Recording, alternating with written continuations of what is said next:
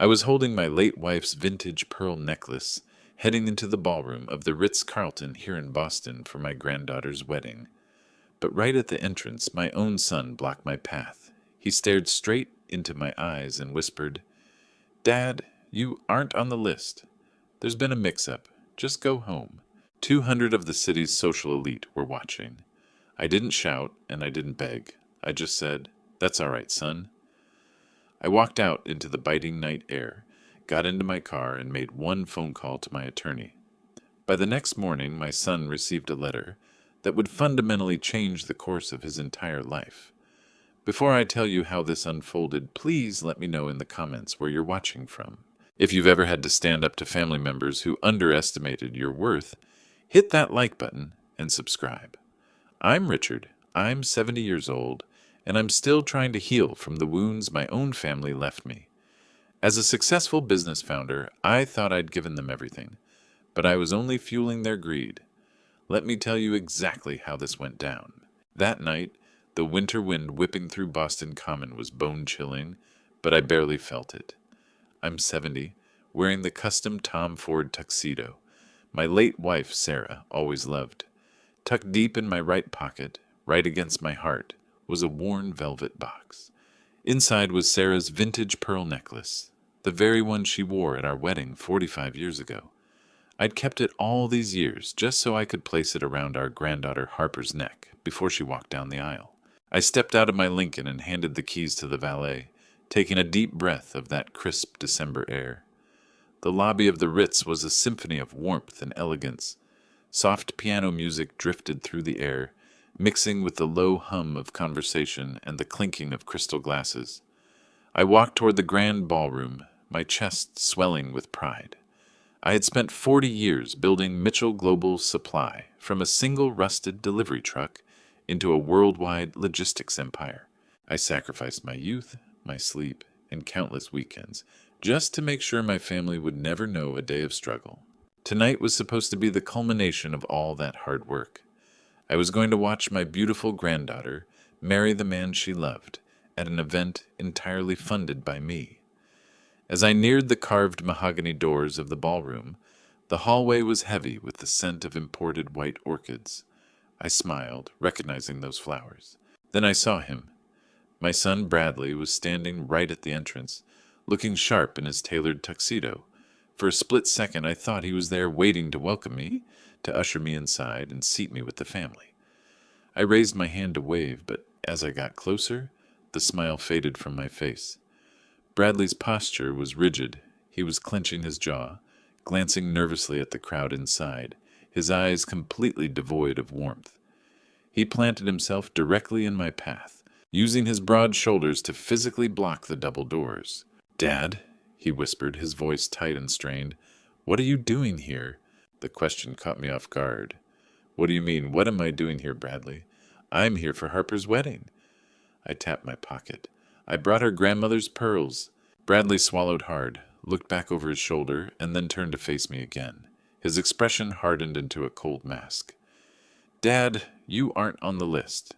I stared at him, trying to process the words. I thought it was a joke, some kind of dark wedding day humor. "Not on the list?" "Bradley, I'm the bride's grandfather." "There was a mistake with the seating chart," he said, meeting my gaze without flinching. "The venue capacity is strictly limited. The fire marshal is very particular about these things.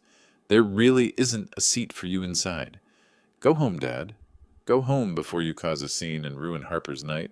My blood ran cold. The absurdity of his words hung in the air like a physical blow.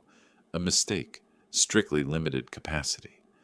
6 months ago, Bradley came to my house, begging for financial help. He told me Harper's startup needed capital, and the wedding needed a budget. Without a second thought, I had the bank wire $1.2 million directly into his personal account. I funded every detail of this lavish feast. The champagne flowing inside, the orchids lining the halls, the jazz band in the background. Every bit of it was my money. And now the man who took that money was standing at the door, telling me there was no room for me. Before I could respond, a figure stepped out from the shadows of the ballroom entrance. It was my daughter-in-law, Monica. She was wearing a designer silk gown holding a glass of champagne. She linked her arm through Bradley's, looking at me with an expression of pure, unadulterated disgust. It was the same look you'd give a beggar who got too close to your table at a high-end restaurant. "Richard, do you not understand the words? Go home?" she sneered, her voice dripping with venom. "This is a private, exclusive event. We can't have you wandering around, confusing the guests. We have important people here tonight." I looked past her shoulder into the brightly lit ballroom. The doors were open just enough for me to see the crowd. These weren't just the bride and groom's friends. I recognized those faces. I saw venture capitalists I had negotiated with.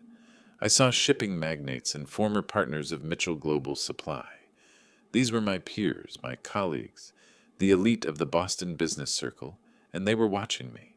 I could see them whispering to each other, hands over their mouths, covertly pointing at this 70-year-old company founder who had been turned away like a common wedding crasher. Humiliation burned my cheeks, but it was quickly replaced by a glacial sense of clarity. Monica leaned in closer, and her heavy perfume made me nauseous. "Security is standing right over there, Richard. If you don't turn around and walk out those doors right now, I'll have them escort you out." Don't test my patience. Any other father might have screamed. Any other man might have demanded to see his granddaughter, or caused a scene in front of the 200 guests to expose them. But I hadn't survived 40 years in the shark tank of corporate business by throwing tantrums. I knew that shouting would only validate whatever lies they had spun to the crowd about me. I looked at Monica, my gaze sweeping over the diamonds hanging from her ears. Diamonds bought with my money. Then I looked at Bradley, the son I had carried on my shoulders, the boy I had given everything to. He refused to make eye contact, instead staring down at the polished marble floor. "That's all right, son," I said, my voice sounding strangely calm and steady. "I understand perfectly. Don't worry about me." I didn't wait for a response. I turned and walked away. The heavy mahogany doors closed behind me, sealing in the warmth and the music, but I didn't look back. I strode through the lobby, my footsteps echoing on the stone floor. The valet looked surprised to see me back so soon, but he rushed to pull my car around. As I stepped out into the freezing Boston night, the cold air hit my face like a bucket of ice water, snapping me fully into focus. I slid into the quiet leather interior of my Lincoln. The silence in the cabin was deafening. I reached into my pocket, pulled out the velvet box, and rubbed my thumb over the worn fabric. They hadn't just rejected me, they had erased me. The puzzle pieces in my mind finally clicked into place. The unreturned calls, the vague excuses, the sudden demand for cash 6 months ago. This wasn't a seating chart error. This was a calculated move. I pulled out my phone. The dashboard clock read 7:30. I dialed the private number of my chief corporate attorney, Jonathan Pierce. He picked up on the second ring. "Richard," he sounded surprised, "shouldn't you be giving your toast at the Ritz right now?" "Jonathan," I said, my voice devoid of emotion, "Bradley just locked me out of his wedding." The line went heavy with silence. This seasoned attorney knew exactly what that meant. "What do you need me to do, Richard?" "Initiate the winter protocol," I commanded, my eyes fixed on the flickering facade of the hotel through the tinted window. "Freeze everything. Trusts, accounts, corporate access. I want every cent connected to that boy locked down before sunrise." "Consider it done, Richard," Jonathan replied, a dangerous edge creeping into his tone. "But you'll need to look at the bank logs first thing tomorrow morning. They didn't just spend the wedding budget. They've been draining the company coffers." I hung up the phone and leaned my head back against the leather seat. They thought they had won. They thought they had humiliated a helpless old man. But tomorrow morning, my son and his greedy wife are going to learn a very painful lesson. When the wolf is the one who built the house, you never, ever lock the wolf out. I settled firmly into the deep leather seats of my Lincoln. The heavy door thudded shut, sealing out the biting Boston wind and the faint, muffled jazz drifting from the Ritz-Carlton lobby. The cabin was deathly quiet, save for the low hum of the engine. My driver, Martin, glanced at me through the rearview mirror. His eyes held a quiet, knowing concern. He's driven me for over 15 years. He knows my schedule by heart. He knew that, at this very moment, I should have been walking Harper down the aisle. "Are you all right, Mr. Mitchell?" Martin asked, his voice soft and respectful. I didn't answer immediately. I took the velvet box containing Sarah's vintage pearls from my pocket and set it carefully on the leather seat beside me. The pearls felt impossibly heavy now, as if they had absorbed all the weight of the evening. I smoothed the lapels of my tuxedo and let out a long, steady breath. I wasn't angry. I wasn't falling apart. A strange, absolute calm had settled over my brain, like a layer of fresh frost. "I'm fine, Martin," I said, my voice perfectly level. "Take me back to Beacon Hill, and take the long way through the city." "Right away, sir," he replied, shifting gears and pulling smoothly away from the curb. I watched the glowing facade of the hotel shrink in the side mirror. My son and his wife were back in that golden box, drinking expensive champagne bought with my money, and hosting the city's elite, all while casting me out into the cold. It was a flawless, disrespectful execution, but this wasn't an emotional outburst. This was a carefully calculated test. As the car glided through the brightly lit streets of downtown Boston, I stared at the towering glass skyscrapers that defined the financial district. I had spent 40 years of my life conquering this city, growing Mitchell Global Supply from a rusted delivery truck into a multi-million-dollar international logistics empire hadn't been a matter of luck. It required 4 decades of cold-blooded negotiations, countless sleepless nights, and an unrelenting drive to succeed. I sacrificed my youth so that my family would never experience the suffocating poverty I had grown up with. I remembered the early days when Sarah and I lived in a cramped one-bedroom apartment. I remembered working back-to-back night shifts, loading pallets with bleeding hands, while Bradley slept safely in his crib. I paid for his elite private schools, his Ivy League education, his sports cars, and his luxurious vacations. I gave him a life completely insulated from hardship. I built a fortress of wealth around him, hoping it would make him a strong, secure man. Instead, it had made him incredibly weak and terrifyingly greedy. Watching the harbor lights reflect on the dark water, I realized a bitter truth. What happened in front of the ballroom doors wasn't a sudden misunderstanding about seating charts or fire code capacities. Monica's sneering face and the way Bradley refused to meet my eyes told a deeper story. They were probing for boundaries. They were testing the fences to see if this old man was finally too weak, too tired, or too senile to fight back. They assumed my grief over losing Sarah had softened my spine. They figured I'd go home quietly, weep over a glass of whiskey, and accept my fate as a retired patriarch. They counted on me avoiding a public scandal at any cost. They were right about the scandal. I despise public drama. But they were dead wrong about my willingness to submit. You don't survive 40 years in the shark tank of the global shipping industry if you turn the other cheek when someone tries to cut your throat.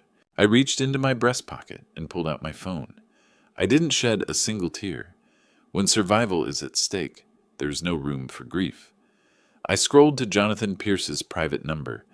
Jonathan isn't just a corporate lawyer. He is a legal predator, a man who navigates the treacherous waters of corporate law with surgical precision and the coldness of a mercenary. He has been my closest advisor for 2 decades. He picked up on the second ring. "Richard," Jonathan said, his deep voice carrying a hint of genuine surprise, "I didn't expect to hear from you until tomorrow. Shouldn't you be giving the patriarch's toast at the reception right now?" My eyes were locked on the streetlights streaking past the window. "Jonathan, Bradley just locked me out of his wedding. He stopped me at the door and told me I wasn't on the list." The silence on the other end was absolute. Jonathan understood the power dynamics of my family perfectly. He knew the massive financial contributions I'd made recently to support Bradley's lifestyle and Harper's supposed business venture. He understood instantly that this was a declaration of war.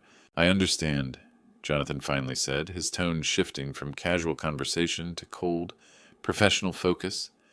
"What are your instructions, Richard?" "Initiate the winter protocol," I commanded. "Freeze everything." The winter protocol was a contingency plan we drafted years ago when a competitor attempted a particularly vicious hostile takeover. It was designed to immediately sever all financial arteries. Executing it meant freezing every trust account, every shared corporate credit line, and every piece of collateral linked to the Mitchell family estate. It meant cutting off the lifeline of Bradley's extravagant lifestyle in a matter of seconds. "I want the trust funds frozen," I continued, my voice echoing slightly in the quiet cabin. "I want all shared corporate credit cards deactivated. I want an immediate administrative lock on that escrow account where I deposited the $1.2 million. If he tries to buy a pack of gum tomorrow morning, I want his card declined. He wants me out of his life? He can start by paying his own bills." I could hear the rapid-fire tapping of a keyboard on Jonathan's end. Even on a Saturday night, he was in his home office preparing to mobilize our defenses. "Done, Richard," Jonathan said. "I'm submitting electronic freeze requests to the major financial institutions now. Every block will be fully active before midnight. I'll draft the notices, Richard." But he didn't hang up. I heard him take a long, heavy breath. "Richard," he said, his voice dropping an octave. While I had the banking portal open, I was reviewing the transaction logs for the primary corporate holding accounts. "It's done, Richard. The protocol is active. But you need to be in my office first thing tomorrow morning. You need to see these bank logs for yourself. They didn't just spend the wedding budget, Richard. They've actually been deep diving into the company's main vault. We need to take immediate action before sunrise." I ended the call with Jonathan and instructed Martin to drive to my home in Beacon Hill. The wrought iron gates swung open silently, welcoming me back to a house that suddenly felt too large and too empty. I stepped out, thanked Martin for his loyalty, and walked through the heavy oak front doors. The house was pitch black, save for the soft moonlight filtering through the tall windows. I didn't bother with the main lights. I walked straight down the hallway and into my home office. The rich scent of aged leather and mahogany usually brought me comfort, but tonight it offered no solace. I began pacing the Persian rug, my footsteps echoing against walls, lined with decades of corporate awards and framed clippings. My brain was working at high speed, trying to untangle the massive web of deceit that had just ensnared me.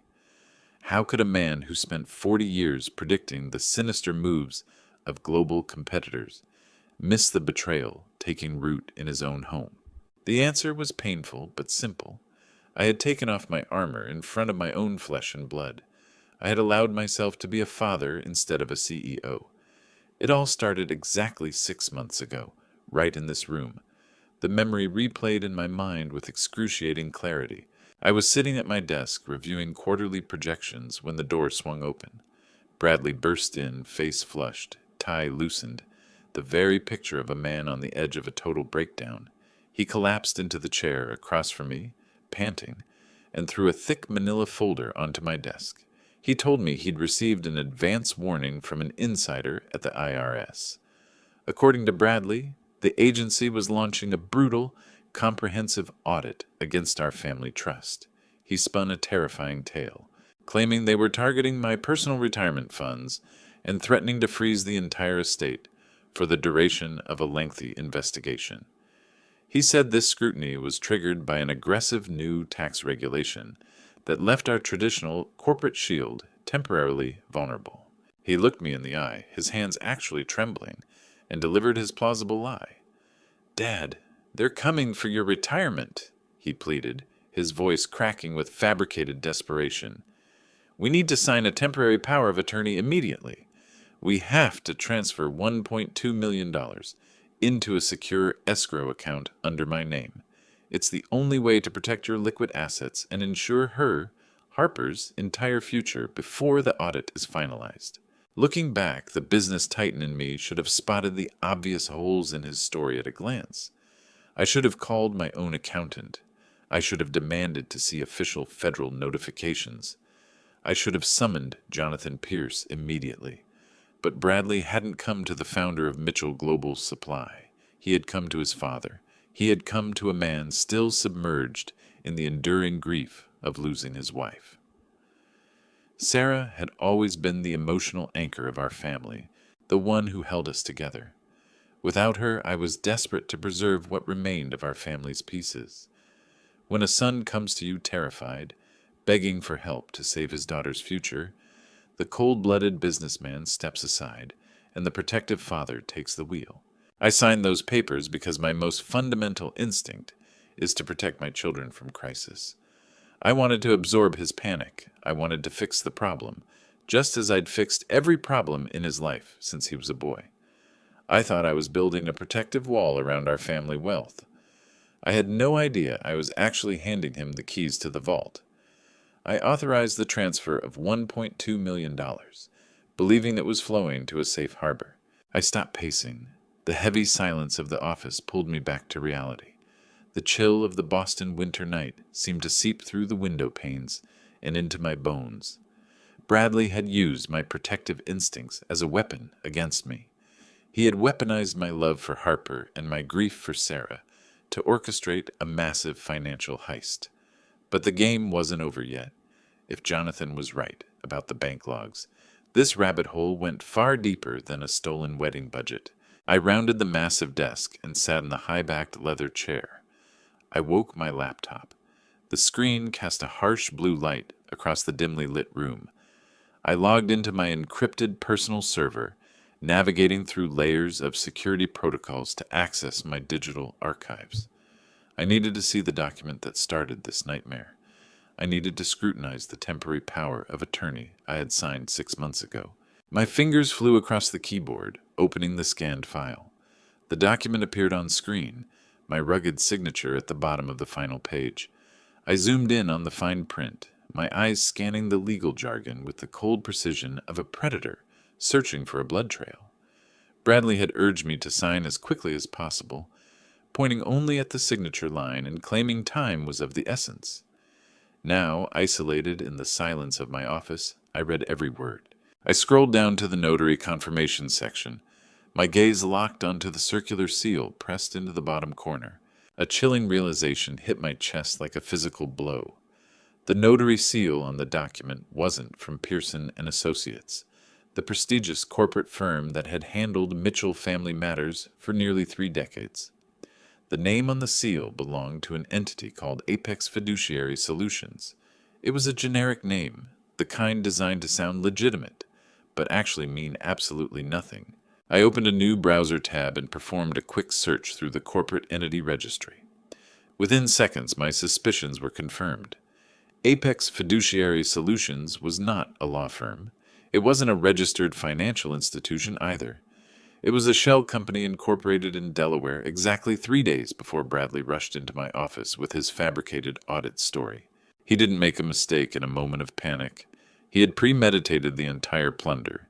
He set up a fake company, manufactured a phony federal crisis, and brought in a fake notary to legitimize the theft of my assets. Long before he stood in front of the Ritz-Carlton, he had been planning to bleed me dry.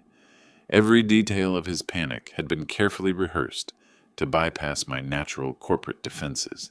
He had played me for a fool, counting on my fatherly love to keep me blind to his massive betrayal. But as I sat there staring at the glowing screen, the grief had completely evaporated. In its place was a cold, calculated fury.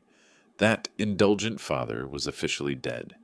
The CEO was back, and I was going to war. I told Jonathan I would be at his office at 5 in the morning and hung up. Resting the phone on the polished mahogany desk, I leaned back in my leather chair. The silence of the house pressed against my ears like a physical weight, deep diving into the company's main vault. The words my lawyer spoke kept echoing through my mind. They weren't just satisfied with taking the $1.2 million I'd diverted for my granddaughter's future. They were systematically dismantling the financial foundation of Mitchell Global's supply. My own son was actively looting the empire I had built. I closed my eyes and took a long, steady breath. The initial shock had fully begun to recede, replaced by a cold, analytical sobriety. I needed to figure out how they had orchestrated such a massive deception right under my nose. I am a man who notices every detail. In business, a misplaced decimal point or the slightest hesitation in a supplier's voice would trigger my suspicion. Yet, I had completely missed a multi-million-dollar heist executed by my own flesh and blood. How had they blinded me so effectively? I opened my eyes and looked at the framed photo of Sarah on the corner of my desk. Her warm, confident smile looked back at me. That was the answer. They had used her. They had weaponized my grief and my age to construct a perfect psychological cage around me. Emotional manipulation is far more insidious than financial theft. They knew I would never question any decision that involved protecting my family from unnecessary stress. The second massive lie fell into place with sickening precision. I pulled the memory back to a Tuesday afternoon exactly 3 months ago. The wedding was supposed to be approaching, but the house had been strangely quiet. I hadn't received any updates on catering choices, venue deposits, or guest lists. As a man who had spent a lifetime managing complex global supply chains, this lack of logistical information made me instinctively anxious. That morning I called Bradley, demanding he arrange a meeting with the wedding planner. I wanted to review the arrangements to ensure Harper was getting the absolute best service. Bradley had sounded panicked on the phone, offering a vague excuse that the planner wasn't available. 2 hours later, my doorbell rang. It wasn't Bradley, and it wasn't the wedding planner. It was Monica. She walked into my foyer wearing a beige cashmere sweater, her face etched with a look of extreme distress. I led her into the formal living room and poured her a cup of tea. She declined, sitting on the edge of the velvet sofa, her hands tightly clasped in her lap. Her eyes were red and watery. She looked exactly like a mother bearing an unbearable emotional burden. "Dad," she started, her voice trembling with faked fragility, "I came because we need to talk about the wedding. Harper is feeling way too much pressure right now. She's crying every night, and we don't know what to do." I leaned forward immediately, my protective instincts flaring. I asked her what was wrong, thinking it was a vendor issue or trouble with the bridal party. Monica let out a shaky breath and squeezed out a perfect tear that rolled slowly down her cheek. It was a masterclass of a performance. "She doesn't want a grand production, Dad," Monica said, dabbing her eyes. "She's terrified of that kind of pressure. All these expectations and grand plans are giving her extreme anxiety. She had a breakdown crying last night. She told us she only wants a small, 20-person backyard dinner with just immediate family and close friends. Nothing formal, nothing exhausting." I leaned back in the sofa, stunned. I told Monica I had already set aside a significant fund to give Harper a fairy tale wedding. I insisted we could hire more staff to handle the stress so that Harper wouldn't have to lift a finger. But Monica shook her head quickly, reaching out a warm hand to cover mine. "It's not just about Harper," she whispered, her voice dropping to a tender, sympathetic tone. "Dad, we're all very, very worried about you. You're too tired lately. Losing Sarah has taken a huge toll on your heart and your energy. A large social wedding with hundreds of guests would exhaust you. We can't bear the thought of putting your health at risk just for the sake of a party. Harper wants it small because she wants you to feel comfortable and safe. We just want to protect you." Sitting here in the dark office tonight, I recalled how those toxic words felt at the time. They had wrapped their betrayal in a blanket of fake filial piety. They had used my wife's devastating passing to convince me that I was a frail, broken old man who needed to be kept away from the world's noise. They had exploited my deepest insecurities. Since Sarah died, I had, indeed, felt a lingering sense of exhaustion that made the world seem heavier. Monica leveraged that natural grief and twisted it into a narrative of my physical and mental decline. She convinced me that my own granddaughter was scaling back her dreams purely out of concern for my failing health. My reaction that afternoon 3 months ago now feels like a dagger twisting between my ribs. I swallowed the lie completely. I patted Monica's hand and told her not to worry. I told her that if Harper wanted a quiet, 20-person backyard dinner, then that was exactly what she would have.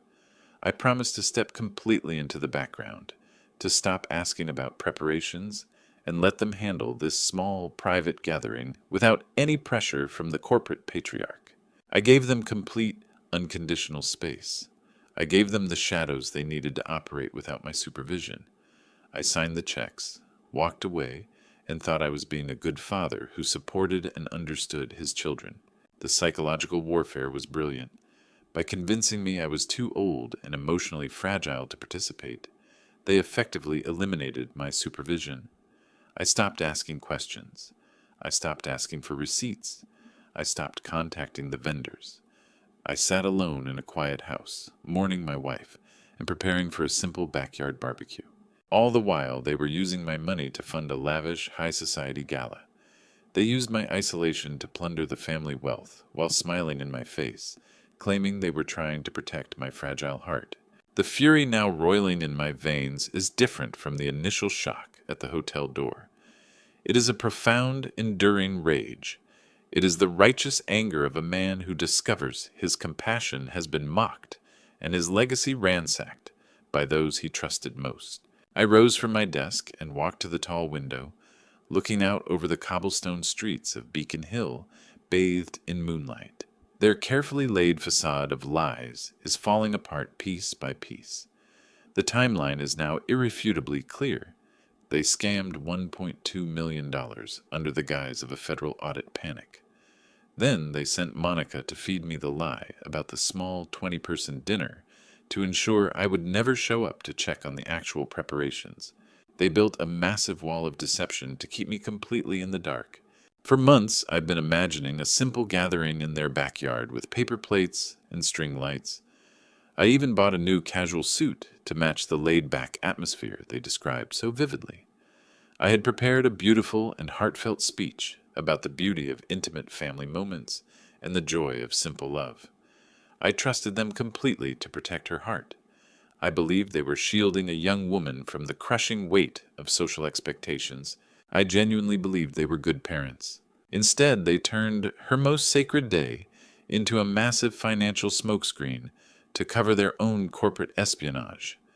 They stained the purity of her marriage and absolutely muddied all of it with their ruthless greed. Every smile they flashed at me was a calculated distraction tactic. Every sympathetic touch was deliberate misdirection, designed to keep me completely blind to their true actions and ultimate goals. But in the quiet air of my office, one burning question still circles. It continues to gnaw at the edge of my analytical mind, demanding an answer. I think back on the painful events of tonight over and over, desperately trying to reconcile conflicting realities. I just returned from the Ritz-Carlton in downtown Boston. I stood before the heavy doors of the grand ballroom. I saw hundreds of wealthy guests conversing under massive crystal chandeliers. I smelled thousands of dollars worth of imported floral arrangements. I witnessed a spectacle of absolute luxury entirely funded by my stolen money. I stared at my reflection in the dark glass of the window, clenching my jaw. If the wedding was truly meant to be an intimate 20-person backyard dinner, designed to protect my fragile health, why had I just been blocked from a 200-person black-tie gala at the Ritz-Carlton? The direct answer to that specific question brought a secondary, far more sinister realization crashing into me. As I sat in the dim office, my brain began to retrace the timeline of the last several months. I had been focused on the financial manipulation, the forged documents, and the missing $1.2 million, but a far more painful detail suddenly gripped my chest. When was the last time I had actually spoken directly to my granddaughter? I searched through recent memory, trying to pinpoint the last time I had heard Harper's voice. The result made my stomach churn. I hadn't had a direct conversation with her in at least 3 months. Every attempt I made to reach her had been perfectly intercepted. Whenever I actually dialed Harper's number, her phone would ring endlessly before rolling straight to voicemail. Almost immediately after leaving a message, I would receive a call from Monica. She was always armed with a perfectly reasonable excuse. "Dad, Harper is so sorry she missed your call," Monica would say, her voice dripping with faked warmth. "She's at a startup retreat in Europe. The time difference is killing her, and she's stuck in back-to-back meetings." A few weeks later, when I tried calling again, Monica picked up Harper's phone directly. "Richard, I'm holding her phone for her this week," she explained. "Harper is doing a total digital detox. The wedding planning is causing her massive anxiety, so her therapist recommended she stay off screens completely. We're just trying to help her keep her stress levels down." I accepted those excuses without a second thought. I respected the boundaries they drew for me, because I believed they were genuinely concerned for her mental health. I wanted her to succeed, to build her business without the shadow of an overbearing grandfather looming over her. I thought I was giving her the space she needed to thrive. In reality, I had allowed them to build an impenetrable fortress around me. They had orchestrated a total communication blackout. By feeding me these constant lies, Bradley and Monica had severed the only direct link I had to the person I loved most. They isolated me completely, ensuring Harper and I could never confront one another, and that she would never accidentally discover the massive deception they were operating behind the scenes. It was a perfectly executed, classic corporate isolation strategy. But in this situation, I was far from helpless. I may be 70, but running a global logistics empire requires a solid understanding of digital intelligence. If they had built a digital wall to keep me out, I just needed to find a back door. I leaned forward and pulled the laptop closer. I opened an incognito browser window. I knew Harper was very active on social media, documenting her journey as an entrepreneur. I typed in her handle and hit enter. The page loaded, but instead of her photo grid, a blank profile appeared with a simple padlock icon. To maintain the isolation, they had completely blocked my personal account from her profile. I didn't let the frustration slow me down. I quickly opened a new tab and went to a generic email provider. Within 5 minutes, I generated a completely anonymous email address. Using that address, I registered a brand new, untraceable profile on the social media platform. I chose a random landscape photo as my avatar and entered a fictitious name. It was a burner account, a ghost in the system, but it was all the leverage I needed to bypass their digital barricade. I typed Harper's name into the search bar of my anonymous account and clicked the search icon. This time, the firewall crumbled. Her profile loaded instantly, revealing a chronological grid of her life. The first thing I noticed were the location tags. No cobblestone streets in Europe. No startup retreats in distant countries. Every single photo was geotagged in the Boston area. I clicked on a photo posted 6 weeks ago, right around the time Monica swore Harper was on the other side of the Atlantic. The photo showed my granddaughter beaming outside a popular cafe in Cambridge, holding a coffee cup with the familiar brick exterior clearly visible in the background. The caption read, "Loving the fall vibes in the city today. So much to plan, but I'm so excited for what's to come." I kept scrolling, and with every click, the sense of betrayal deepened.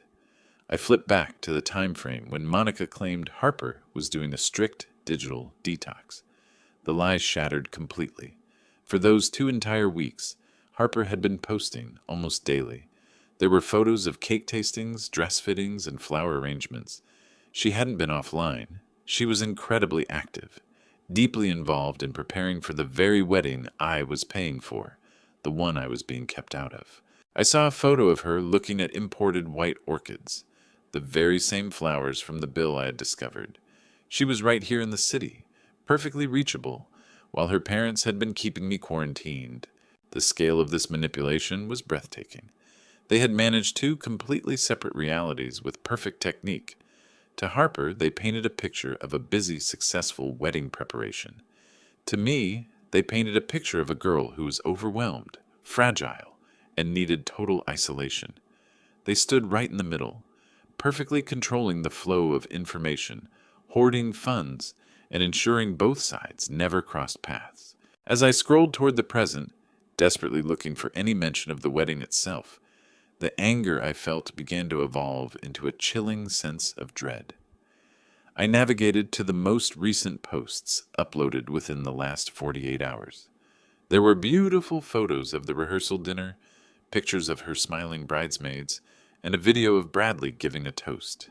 But a post from yesterday afternoon, less than 24 hours before I stood in my tuxedo in front of the Ritz-Carlton, made my blood freeze in my veins. It was a candid shot of Harper sitting alone by a window, looking softly into the distance.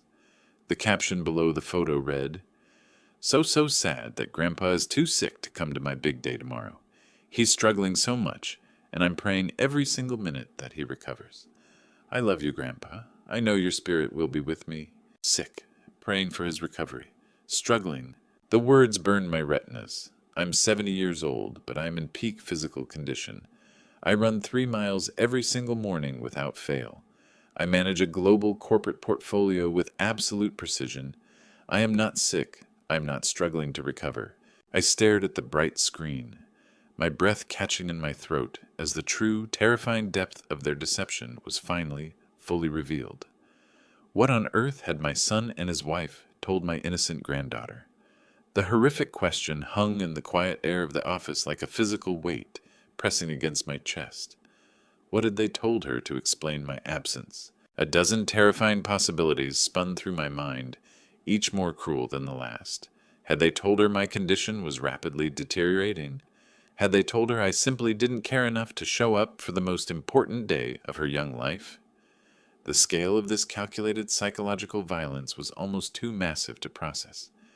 I could easily imagine Harper in her white dress, looking toward the heavy wooden doors of the ballroom, waiting for a grandfather who would never come. But I couldn't allow myself to be paralyzed by grief. Grief is a luxury reserved for the victors, and right now I was standing in the center of an active war zone. I needed absolute, undeniable proof of their financial transfers, and I needed it right now. Bradley arrogantly assumed he had completely cut off my digital access to the family wealth. He thought he had effectively locked me out of modern banking portals, trendy new financial apps, and the shared trust dashboards we had built over the last decade. But my son severely underestimated the institutional knowledge of a man who built a global empire with his own 2 hands. He forgot about the architectural foundation of Mitchell Global Supply. He forgot about the legacy servers. Back in the late 90s, when Sarah and I first digitized our corporate infrastructure, we created a master administrator email account. It was a digital fail-safe, an ancient master key designed to automatically receive blind carbon copies of major vendor contracts and high-level financial approvals linked to the original corporate trust architecture. We hadn't actively used that specific server interface in over 15 years. Bradley, belonging to a generation that relied entirely on cloud-based convenience, didn't even know this ghost server existed. I leaned forward and opened a secure terminal on my laptop. I typed in the ancient URL, my fingers moving entirely by deep-seated muscle memory. I entered the complex alphanumeric password I had noted down 2 decades ago. The screen went black for a moment, then loaded a painfully outdated gray interface. It felt like walking into a digital graveyard, but the system was fully functional. I clicked on the master administrator inbox. My heart hammered against my ribs as the endless stream of automated log entries began to cascade down the screen. There were thousands of them, but I didn't need to scroll through the abyss. I typed a few specific keywords into the search bar. Ritz-Carlton, wedding, Bradley, escrow. The old system groaned for a few seconds, the processing icon spinning with sluggish, archaic effort. Then, a forwarded email popped to the very top of the list. It was an automated receipt generated by a major vendor, routed through our old trust approval matrix simply because Bradley had stupidly used the original routing numbers, linked to the escrow account he'd pressured me to fund. I clicked the message, and a high-resolution document bloomed on my screen.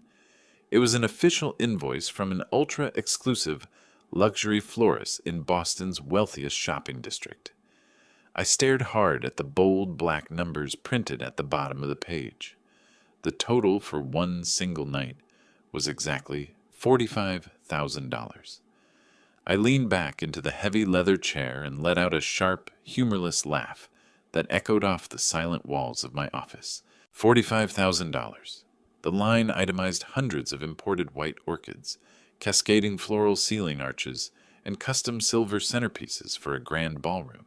The sheer, staggering audacity of their lies was breathtaking. Just 3 months ago, Monica had sat on the edge of my velvet sofa, dabbing away those exquisite, perfectly timed tears. She had sworn on her life that Harper suffered from severe social anxiety. She painted a vivid picture of a small 20-person backyard dinner with paper plates and rustic string lights. She had stared straight into my eyes, weaponizing my protective concern for my granddaughter just to keep me safely locked away in my house. But you don't spend $45,000 on imported orchids for a quiet family barbecue. You spend that kind of aggressive money when you are decking out a grand, opulent ballroom to impress the most powerful and wealthy people in the city. Their carefully constructed facade shattered in an instant. The delicate narrative they'd fed me to keep me isolated was nothing more than a cheap theatrical performance. My gut, the raw, restless instinct that had kept me alive in the shark tank of corporate business for 40 years, had been exactly right. The $1.2 million I'd wired into Bradley's account was never about protecting my assets from a fabricated federal audit.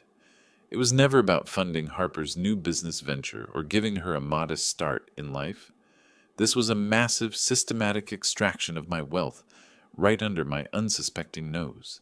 They stole my life savings to host the social event of the decade, all while painting me to the outside world as a frail, senile old man who was too sick and too confused to even walk out his own front door.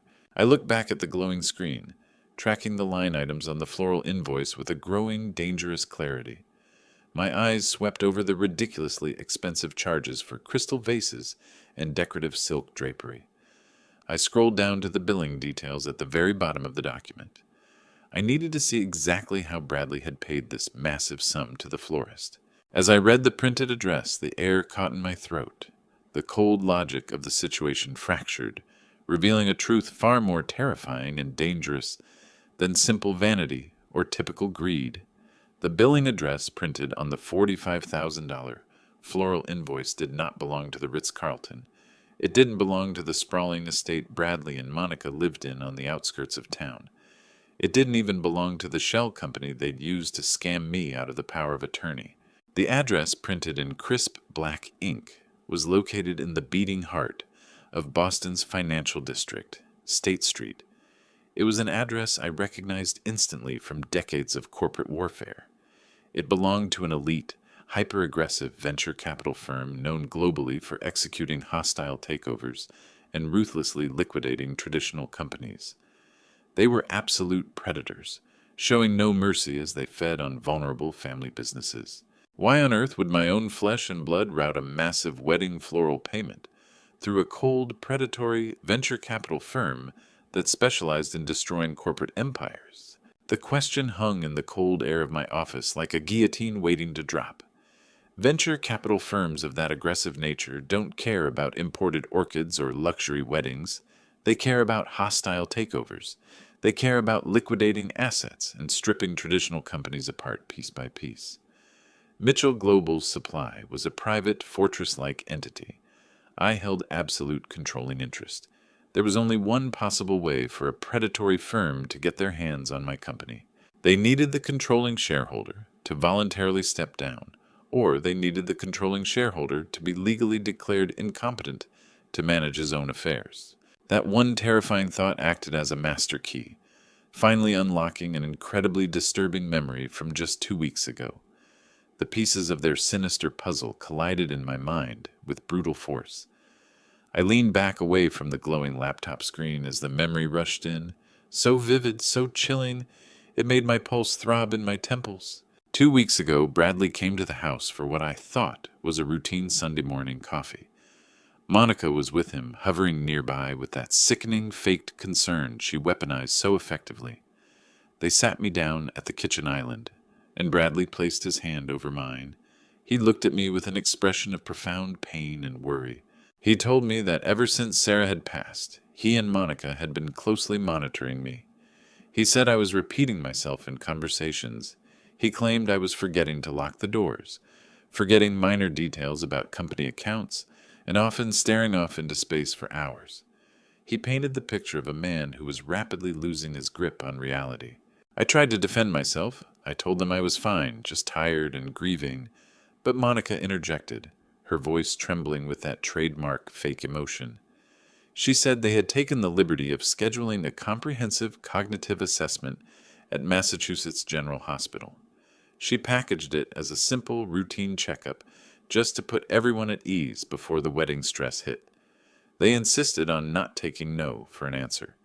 They cornered me with false love, making me feel like a stubborn, aging burden if I refused to comply with their wishes. So I went. I sat in a sterile, brightly lit exam room at Mass General, where a highly respected neurologist put me through an extensive battery of cognitive tests. I answered memory prompts, solved complex spatial reasoning puzzles, and discussed my daily routine in detail. Bradley and Monica waited in the hallway, ostensibly wringing their hands in anxiety over my mental decline. After nearly 2 hours of rigorous testing, the neurologist smiled warmly and handed me my charts. He told me my cognitive function was flawless. He said my mind was as sharp as someone half my age, and my memory retention was in the highest percentile.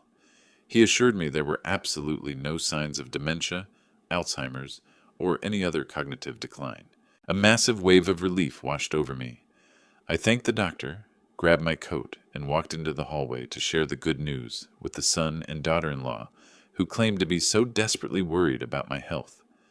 I expected to see tears of joy. I expected a tight hug and a collective sigh of relief from my family.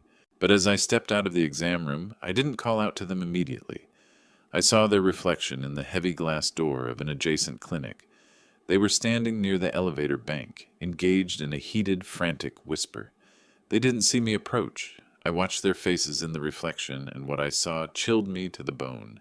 There was no relief on Bradley's face. There was only pure, unadulterated fury. His jaw was clenched so tight the muscles bulged, and his face was flushed with a deep, crimson rage. Monica was clutching his arm, her eyes wide with frantic panic. She was shaking her head rapidly, her mouth moving with words of horror I couldn't hear through the glass. They looked exactly like two criminals who had just watched their master plan derail catastrophically.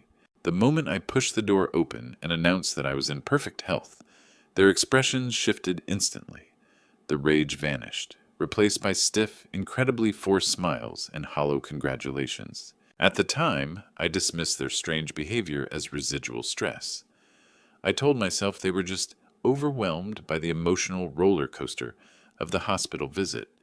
But sitting here tonight, armed with the knowledge of the shell company, the stolen wedding funds, and the involvement of a predatory venture capital firm on State Street, the truth was blinding.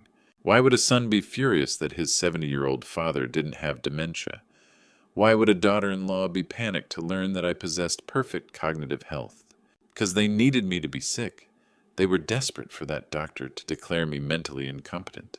If I hadn't passed that cognitive exam, Bradley would have used the fraudulent power of attorney he'd tricked me into signing to immediately seize total control of Mitchell Global Supply.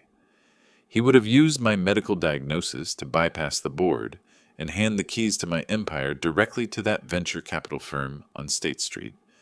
That $1.2 million was just the down payment on their corporate treason.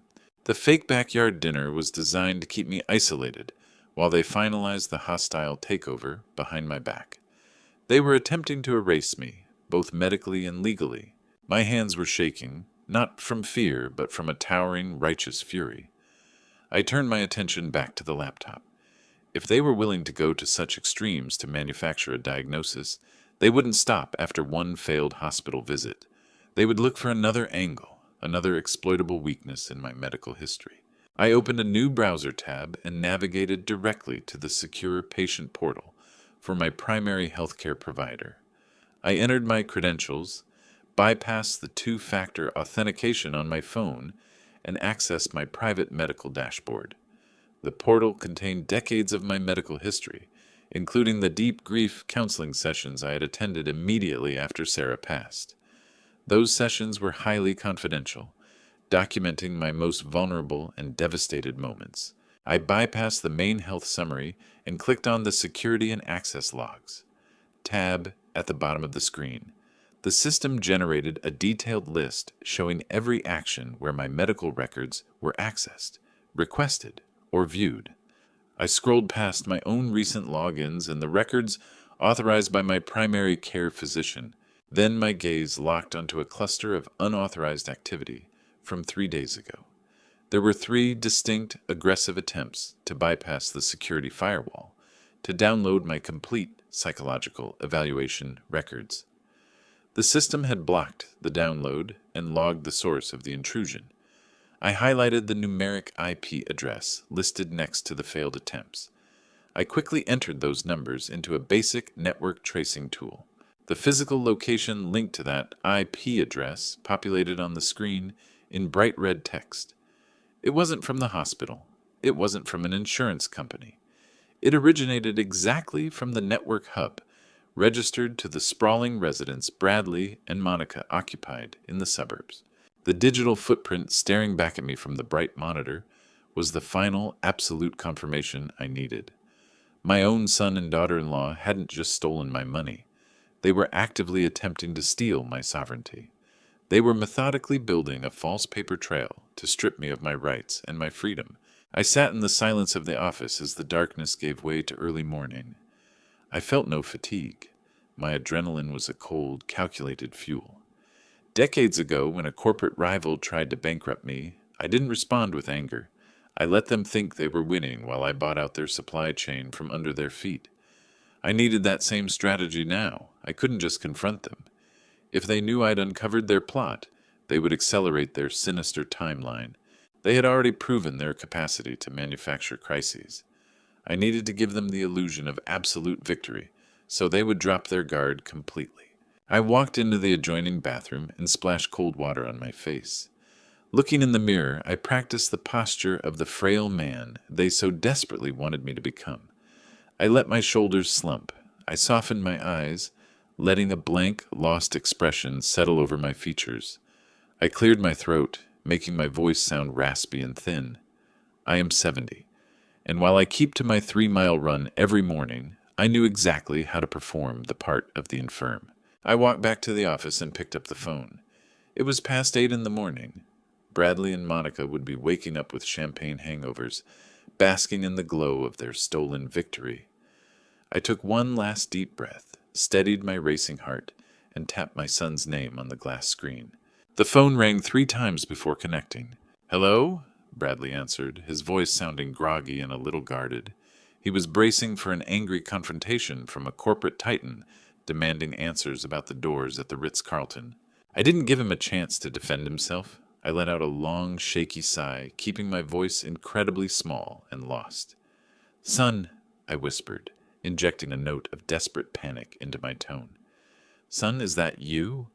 I'm confused. Has the wedding happened? I think I fell asleep after I finished eating last night. Did I miss Harper's big day?" A sharp, shocked silence fell on the other end of the line. I could hear the gears of his brain grinding. He had been preparing for an encounter with an angry corporate giant demanding an audit of hotel security. Instead, he got a pathetic, senile old man who didn't even remember leaving his house. I squeezed my eyes shut, forcing my voice to rasp.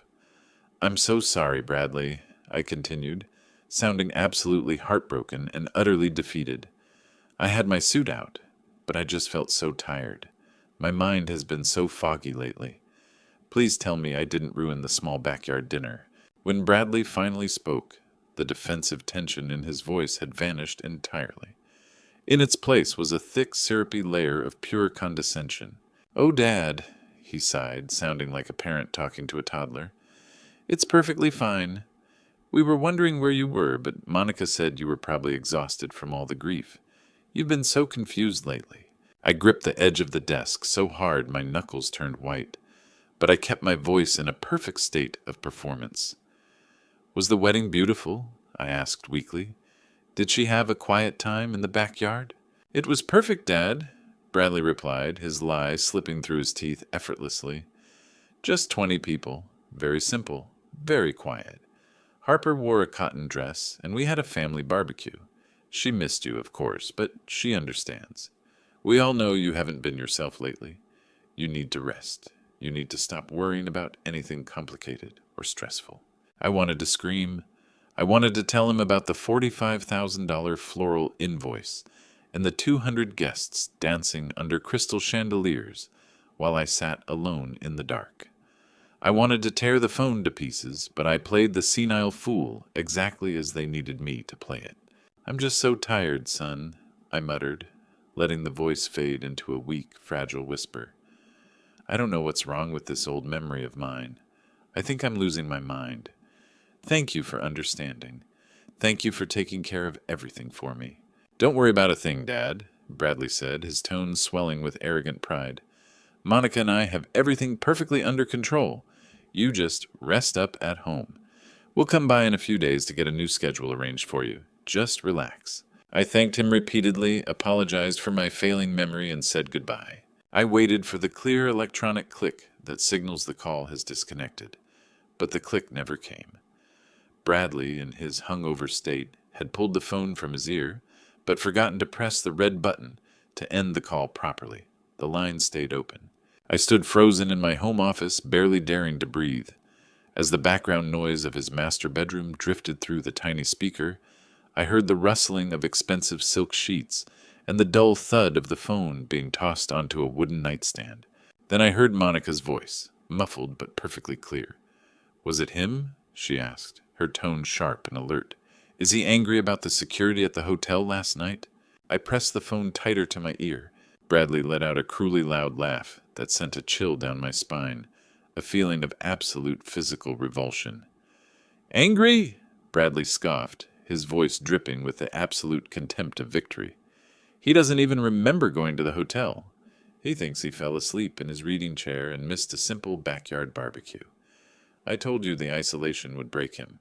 He was crying, apologizing for his terrible memory. He's completely lost. After a brief, agonizing pause, Monica let out a sigh of extreme satisfaction.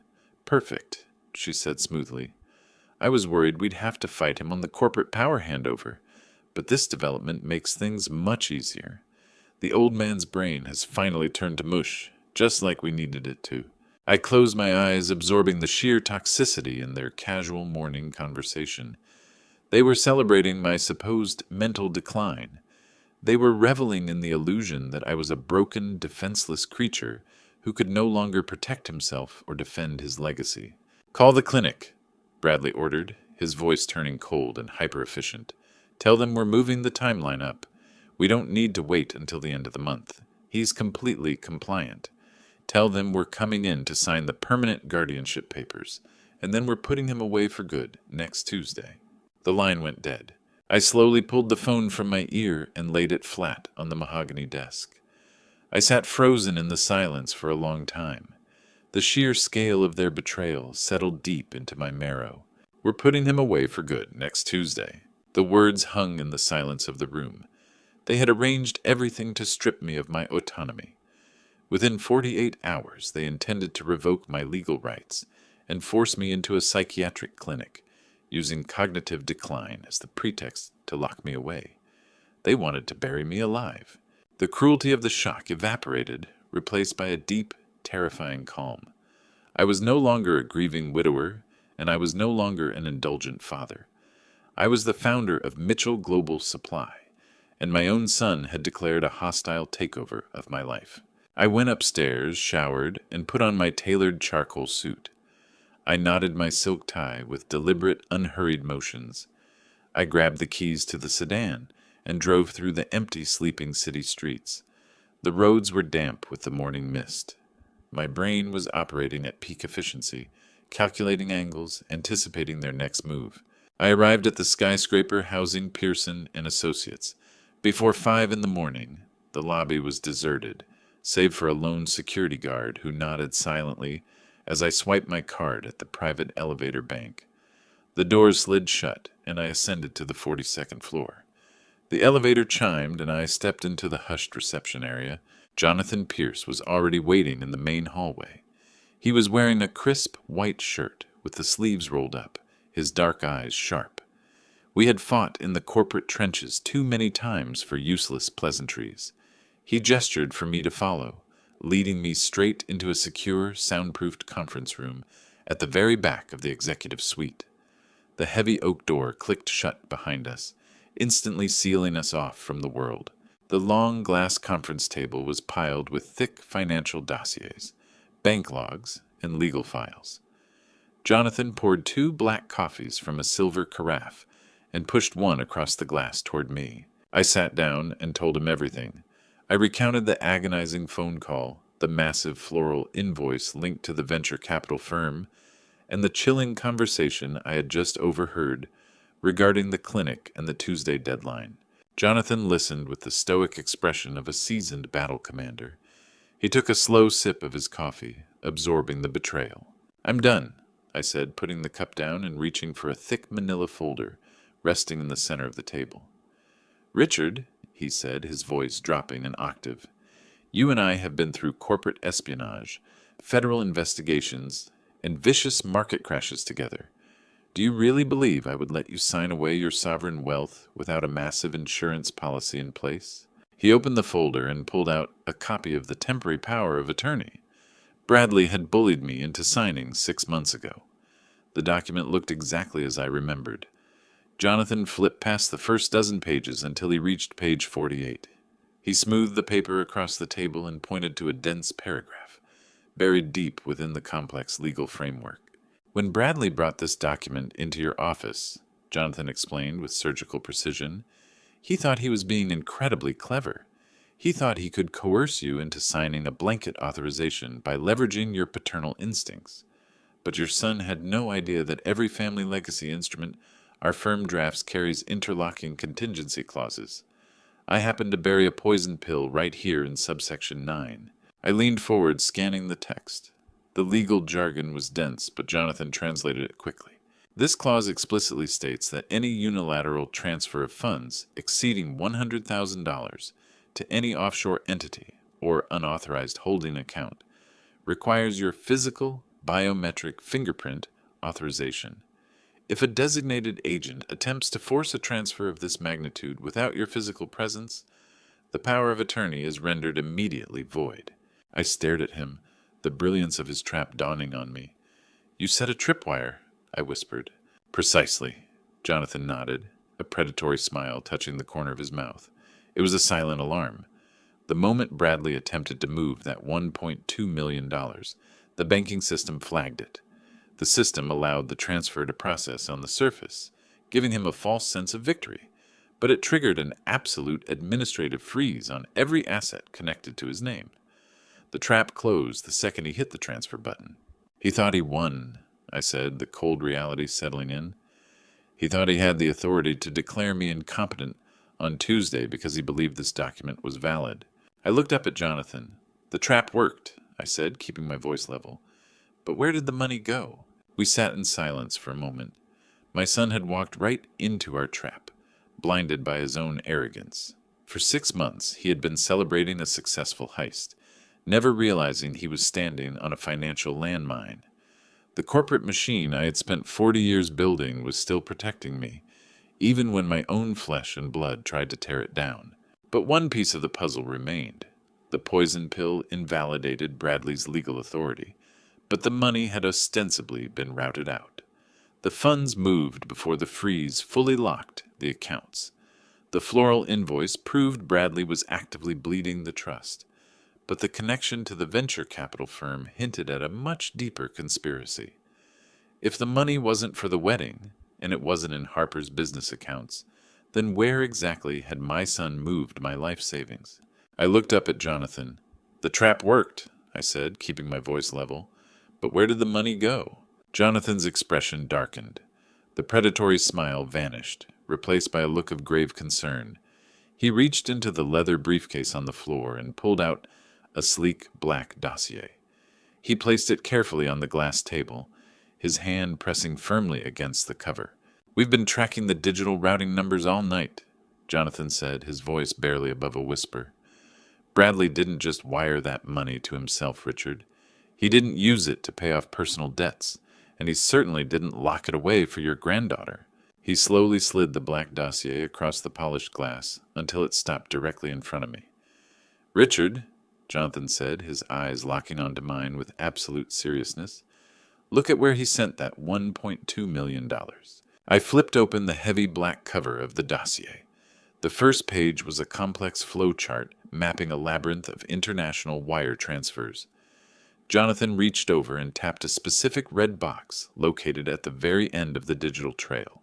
The $1.2 million hadn't simply vanished into the ether of domestic banking. It had bounced through 3 different proxy accounts across Delaware and Nevada, then crossed the ocean. It had landed directly into a secure, untraceable offshore account in the Cayman Islands. The name of the holding company was registered as Sterling Crest Holdings. The name meant nothing to me at first glance, but Jonathan flipped to the next page, revealing the corporate registration documents his elite private investigators had retrieved. The managing director of Sterling Crest Holdings was listed as Monica Vance. Vance was Monica's maiden name. My son had completely bypassed the traditional safeguards of our family trust, utilizing his wife's premarital identity to establish an offshore shell company. They had orchestrated a phony federal audit panic solely to funnel my life savings into an account entirely beyond the jurisdiction of the IRS. I stared at the offshore bank records, a cold fury washing over my brain, but the money was only the beginning of their deception.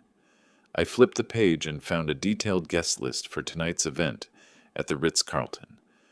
I looked at Jonathan and demanded he explain the sheer number of wealthy strangers I had seen through the glass doors. Jonathan leaned back, his expression grave. "Richard," he said, his voice steady, "that event at the hotel was not a wedding reception. Harper and her husband held a brief 15-minute ceremony in a courtyard, but the massive gathering in the grand ballroom was something else entirely. It was an executive social gala.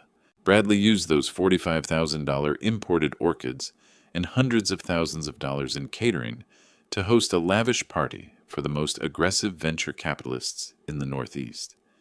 He used his daughter's wedding as a spectacular, glittering smokescreen to court the very predators who want to dismantle Mitchell Global Supply. I looked down at the list.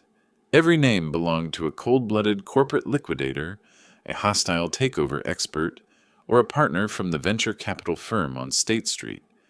Bradley had put the entire evening's cost on the company account, using my money to pay for a banquet, hosted for the very people prepared to destroy my life's work.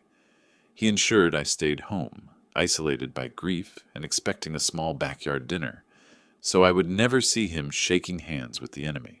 He had his beautiful daughter walking around in a white dress to present an image of perfect family stability, convincing investors that the Mitchell empire was ripe for the picking and that he was the man firmly in control. The magnitude of the betrayal made the air in the soundproofed conference room feel impossibly thin. I took a deep breath, forcing my lungs to expand. "Why would they court liquidators?" I asked, my voice dropping to a dangerous, terrifying whisper. If Bradley wanted to take over the company, why would he invite the people who would absolutely tear it apart and sell it off as scrap? Jonathan slid another heavily redacted document across the glass table. "Because he doesn't want to run your company, Richard. He never wanted to load containers, manage international logistics, or negotiate with port authorities. He only wants the cash. This is a preliminary letter of intent drafted by the State Street firm. Bradley has been secretly negotiating a total liquidation of Mitchell Global Supply for the past 6 months. He agreed to sell the entire enterprise out from under you for exactly $50 million. I stared at the numbers printed on the stark white paper. $50 million. It was a fraction of the company's true value, a fire sale price aimed at ensuring a quick, unquestioned acquisition. Bradley realized that even with a manufactured psychiatric diagnosis, the board would eventually discover his incompetence if he tried to actually run the logistics empire. He knew he could never take my place, so he decided not to lead the company, but to destroy it completely. His master plan was to secure the power of attorney, lock me in a secure medical clinic on Tuesday, and immediately authorize the malicious sale of my life's work. Once the $50 million liquidation funds were settled, he and Monica intended to transfer the entire amount to the Cayman Islands Shell Company and disappear. Jonathan confirmed my darkest suspicions. "They've already purchased one-way first-class tickets, Richard. As soon as the liquidation funds clear, they are flying straight to a country in South America with no extradition treaty. They plan to live like absolute royalty on your stolen wealth, leaving you behind locked in a psych ward, rotting away in total confusion and absolute isolation.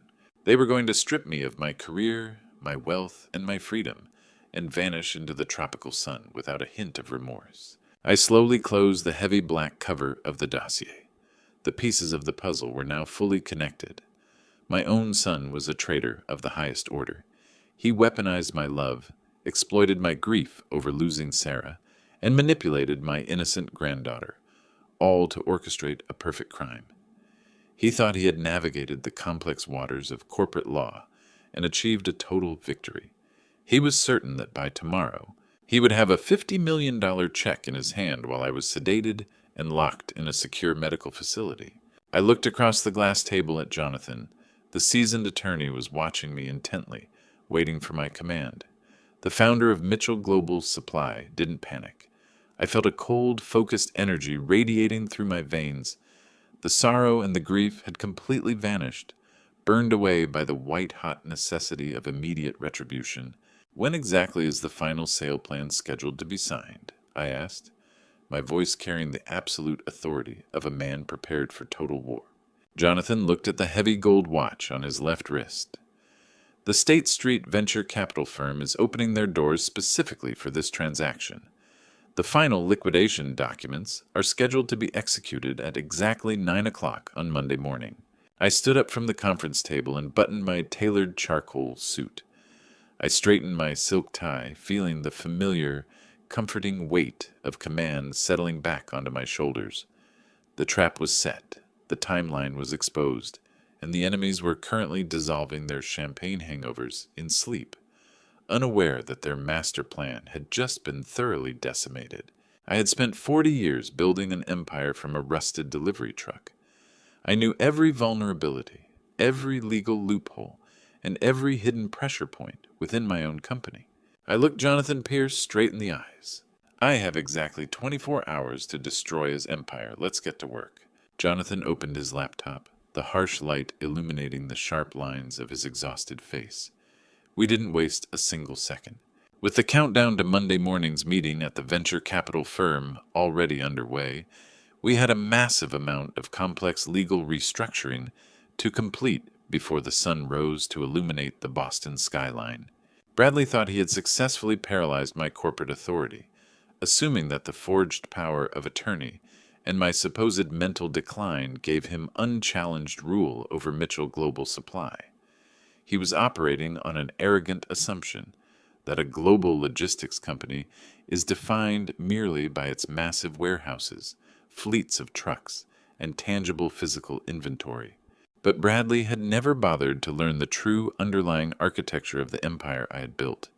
He was a creature who looked only at surface-level phenomena, completely blinded by the physical illusion of tangible assets. The truly impenetrable value of Mitchell Global Supply did not lie in steel containers or international distribution centers scattered across the globe. The true $50 million valuation depended entirely on our proprietary routing algorithms, our highly customized supply chain management software, and our tightly guarded portfolio of international logistics patents. These digital assets were the invisible nervous system that kept the entire global operation running with perfect precision. Without that specific software, the delivery trucks would sit idle, the automated warehouses would be completely paralyzed, and international shipping routes would descend into absolute, irreversible chaos. Decades ago, when I first foresaw the massive digital revolution about to hit the global shipping industry, I had taken a vital, entirely private legal step. I had legally decoupled the intellectual property from the primary corporate structure. I had registered every algorithm, every line of proprietary code, and every core patent under a highly restricted founder's designation. Bradley arrogantly assumed he was selling a well-oiled, profitable gold mine to the predatory liquidators on State Street. He confidently promised them the keys to a kingdom he didn't actually possess. He had no idea that I retained absolute unchallenged authority to revoke the license to the core operating software at any given moment. I was about to turn his $50 million gold mine into an empty, worthless cardboard box. "Jonathan, I said, my voice devoid of emotion. "Draft emergency transfer protocols immediately. I want every patent, every registered copyright, and all proprietary logistics software stripped completely from the corporate umbrella of Mitchell Global Supply. Effective immediately." "Where exactly are we moving them?" Jonathan asked, his fingers already dancing across the glowing keyboard with practiced, lethal speed. "We are moving them to a brand new, entirely isolated holding entity," I replied, staring out at the darkened city. "Incorporate it in Delaware immediately. Name it Zenith Apex Holdings. Place it solely and exclusively under my name, with absolutely no outside beneficiaries, no proxy access. Nobody touches these digital assets without my physical signature." Jonathan nodded, his eyes locked on the glowing screen as he began executing the massive digital transfer. For the next 5 hours, the only sound in that soundproof security conference room was the rapid-fire tapping of keyboards and the rustling of dense, heavily redacted legal documents. We worked in perfect silence, moving with the seamless, unspoken synchronization of two men who have fought and won countless vicious corporate wars together over the past 20 years. We initiated emergency digital notarization, formally transferred international intellectual property licenses, and legally severed the operating software from the company's corporate body. We systematically gutted the company, extracting its beating digital heart and leaving behind nothing but a hollow, useless physical shell.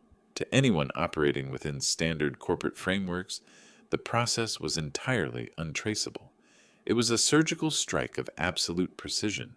By the time the first pale rays of morning light began to bleed through the floor-to-ceiling windows of the executive suite, the massive extraction of corporate assets was complete.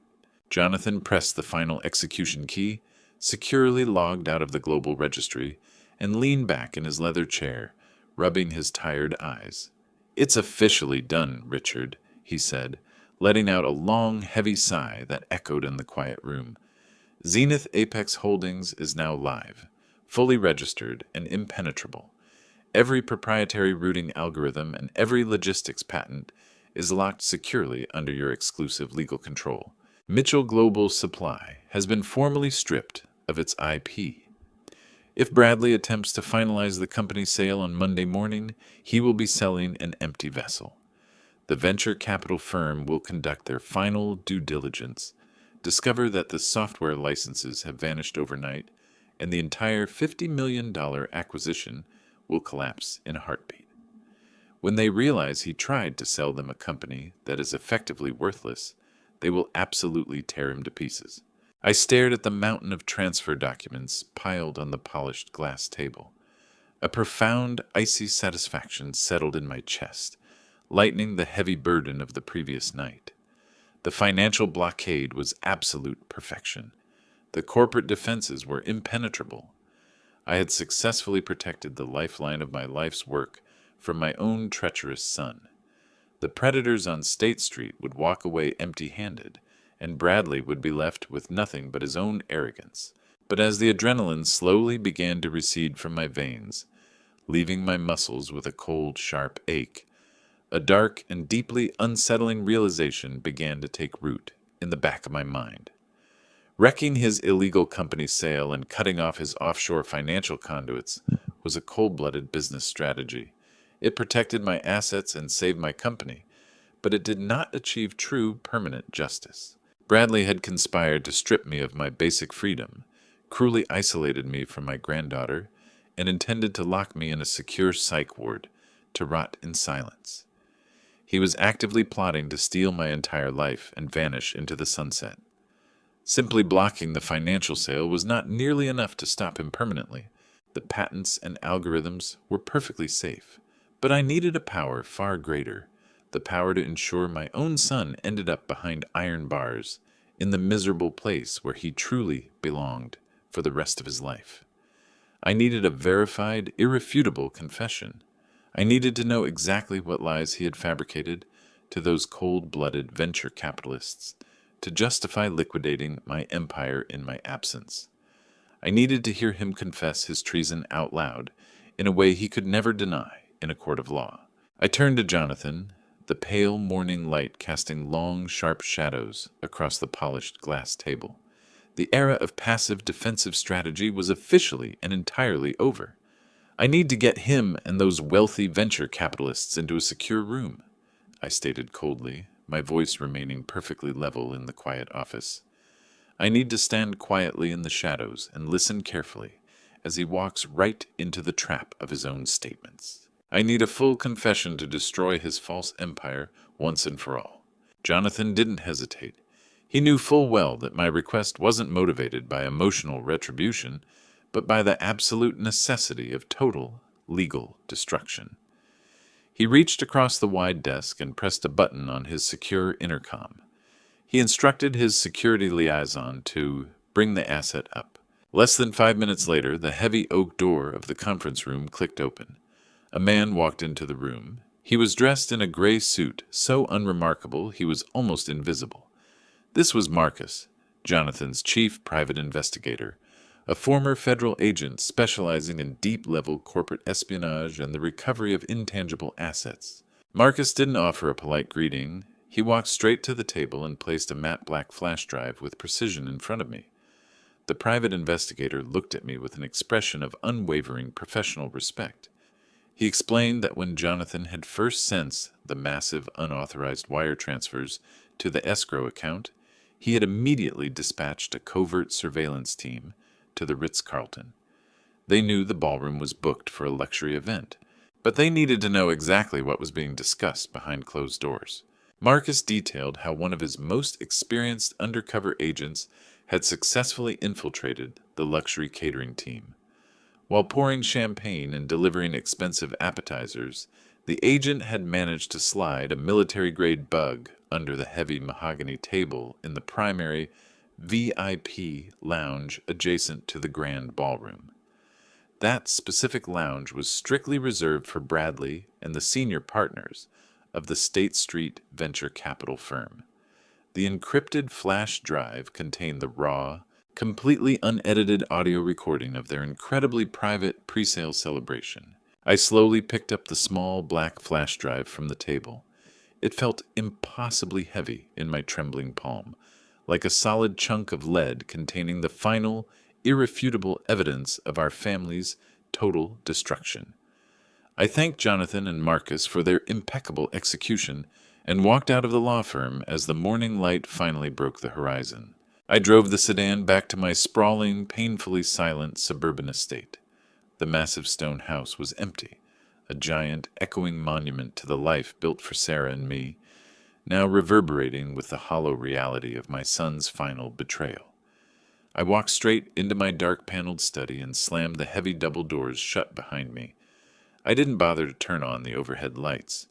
The only illumination came from the soft, pale sunlight piercing through the heavy velvet curtains. I walked in an orderly fashion to the antique crystal decanter on the polished side table. Surprisingly, my hand was perfectly steady as I poured a generous glass of aged amber whiskey into a heavy glass tumbler. I stood in the quiet shadows, gazing at the liquid as it captured the dim light. I was intentionally preparing myself for the massive emotional impact of what I was about to do. This was the point of no return. Listening to the contents of this encrypted drive would permanently and irrevocably sever the deep, fundamental connection I had with my only son. It would strip away the final shred of hope that Bradley had merely made a foolish, desperate mistake. It would confirm that the child I raised, the child I had spent a lifetime protecting and providing for, was a cold-blooded, calculating monster who was willing to cast me aside in exchange for a pile of cash. I took a slow sip of the expensive whiskey, savoring the burn, letting the sharp heat anchor me to this cruel moment of reality. I walked to the large executive desk and sat down in the heavy leather chair. I carefully inserted the black flash drive into the secure side port of my laptop. A complex decryption window immediately popped up on the screen, demanding the specific alphanumeric sequence provided by Jonathan. I typed the complex code with calm, incredibly precise keystrokes. The progress bar flashed green, and a single audio file appeared in the center of the dark display. The file was labeled simply with the date of the wedding and the location of the VIP lounge. I hovered the cursor over the play icon. A deep, suffocating silence filled the study. I could hear the faint, steady ticking of the grandfather clock in the hallway, marking the final countdown of my life as a trusting father. I took one final deep breath, psychologically locking my heart inside a steel vault, and clicked the mouse. The audio track began to play immediately, filled with the chaotic, deeply muffled sounds of a crowded, high-end luxury venue. I could hear the faint, rhythmic sound of the jazz band playing in the main ballroom and the crisp clinking of crystal glasses. Then the background noise was suddenly muffled by the heavy thud of a wooden door closing, sealing the room into a private acoustic environment. The digital audio became perfectly clear. There were several distinct voices in the room, men laughing and congratulating each other in the arrogant, relaxed tones of predators who had successfully cornered their prey. I recognized the smooth, sophisticated voices of the State Street liquidators. They were making loud toasts, excitedly praising the aggressive timeline of the acquisition and discussing the massive dividends they expected to generate once they began carving up Mitchell Global Supply. Then Bradley spoke. His voice echoed through the high-fidelity speakers of my laptop, piercing the dark silence of my study. He sounded incredibly relaxed, supremely confident, and absolutely overflowing with a sickening, triumphant pride. He thanked the senior partners for their cooperation and assured them that by Tuesday morning, the final legal obstacles would be completely swept away. A voice belonging to the chief venture capitalist interjected, asking a very specific, pointed question. The investor was adamant about knowing exactly how Bradley would manage the transition of my permanent exit from the corporate structure. I gripped the whiskey glass so hard I thought the crystal would shatter in my hand. I waited in silence as my son eagerly explained his forged medical strategy. I waited for him to casually dismiss my life and my legacy. But what Bradley said next went far beyond a simple business lie. His response was so carefully calculated in its cruelty, so deeply steeped in calculating malice, that it made the blood in my veins turn completely to ice. Bradley let out a soft, dismissive chuckle. "You don't need to worry about the old man," he said to the room full of investors, his tone dropping to a sinister, mocking whisper. "He's already been completely neutralized. For the past 3 months, I've been slowly adjusting his daily blood pressure medication. Nothing immediately fatal, just enough to constantly induce severe disorientation, memory loss, and chronic physical fatigue. The doctors think it's early-onset dementia, but it's just chemical compliance. By the time I dump him into a locked psych ward on Tuesday, his mind will be so completely scrambled, he won't even remember his own name, let alone the access codes for the primary corporate accounts. The entire global empire is finally officially ours, gentlemen." The recording continued to play, the clear audio capturing every terrifying nuance in my son's voice. He paused, letting the weight of this horrific revelation settle in the room, then continued his pitch with absolutely chilling confidence. "Gentlemen, the company is 100% mine," Bradley declared, his tone practically swelling with arrogance. "My father, Richard, has advanced Alzheimer's. He's completely insane. Next Tuesday, I have the court order to forcibly commit him to a closed psychiatric ward. You can safely sign the acquisition agreement. The old man will be locked away in a padded room." The words hit the quiet air of my study like a physical blow. I stopped breathing. The whiskey glass in my hand remained motionless, my brain struggling to fully process the sheer evil echoing from the laptop speakers. The horror of the betrayal had finally reached its absolute, terrifying peak. Bradley wasn't just plotting to steal my life savings or execute a hostile takeover of Mitchell Global Supply. He was meticulously planning to steal the remainder of my natural life. He intended to strip me of my basic human rights, erase my personal autonomy, and throw me into an asylum to rot in total isolation. My imagination vividly painted the brutal reality he had designed for me. I saw myself trapped in a sterile, windowless room with a heavy steel door locked securely from the outside.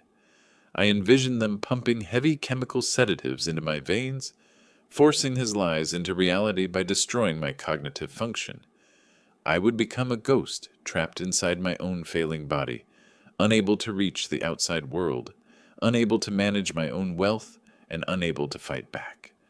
And all the while, my own flesh and blood would be lounging on pristine beaches in the Cayman Islands, using the empire I sacrificed decades of life to build to fund their incredibly lavish lifestyle. The cruelty buried in his plan was almost too vast to comprehend. A son is supposed to be the guardian of a father's legacy, the one who protects him as the years inevitably leave their mark. Instead, Bradley viewed my aging as a convenient weakness, a perfect opportunity to forcibly accelerate my end. He weaponized my profound grief over losing Sarah, twisting my natural mourning into a fabricated medical condition.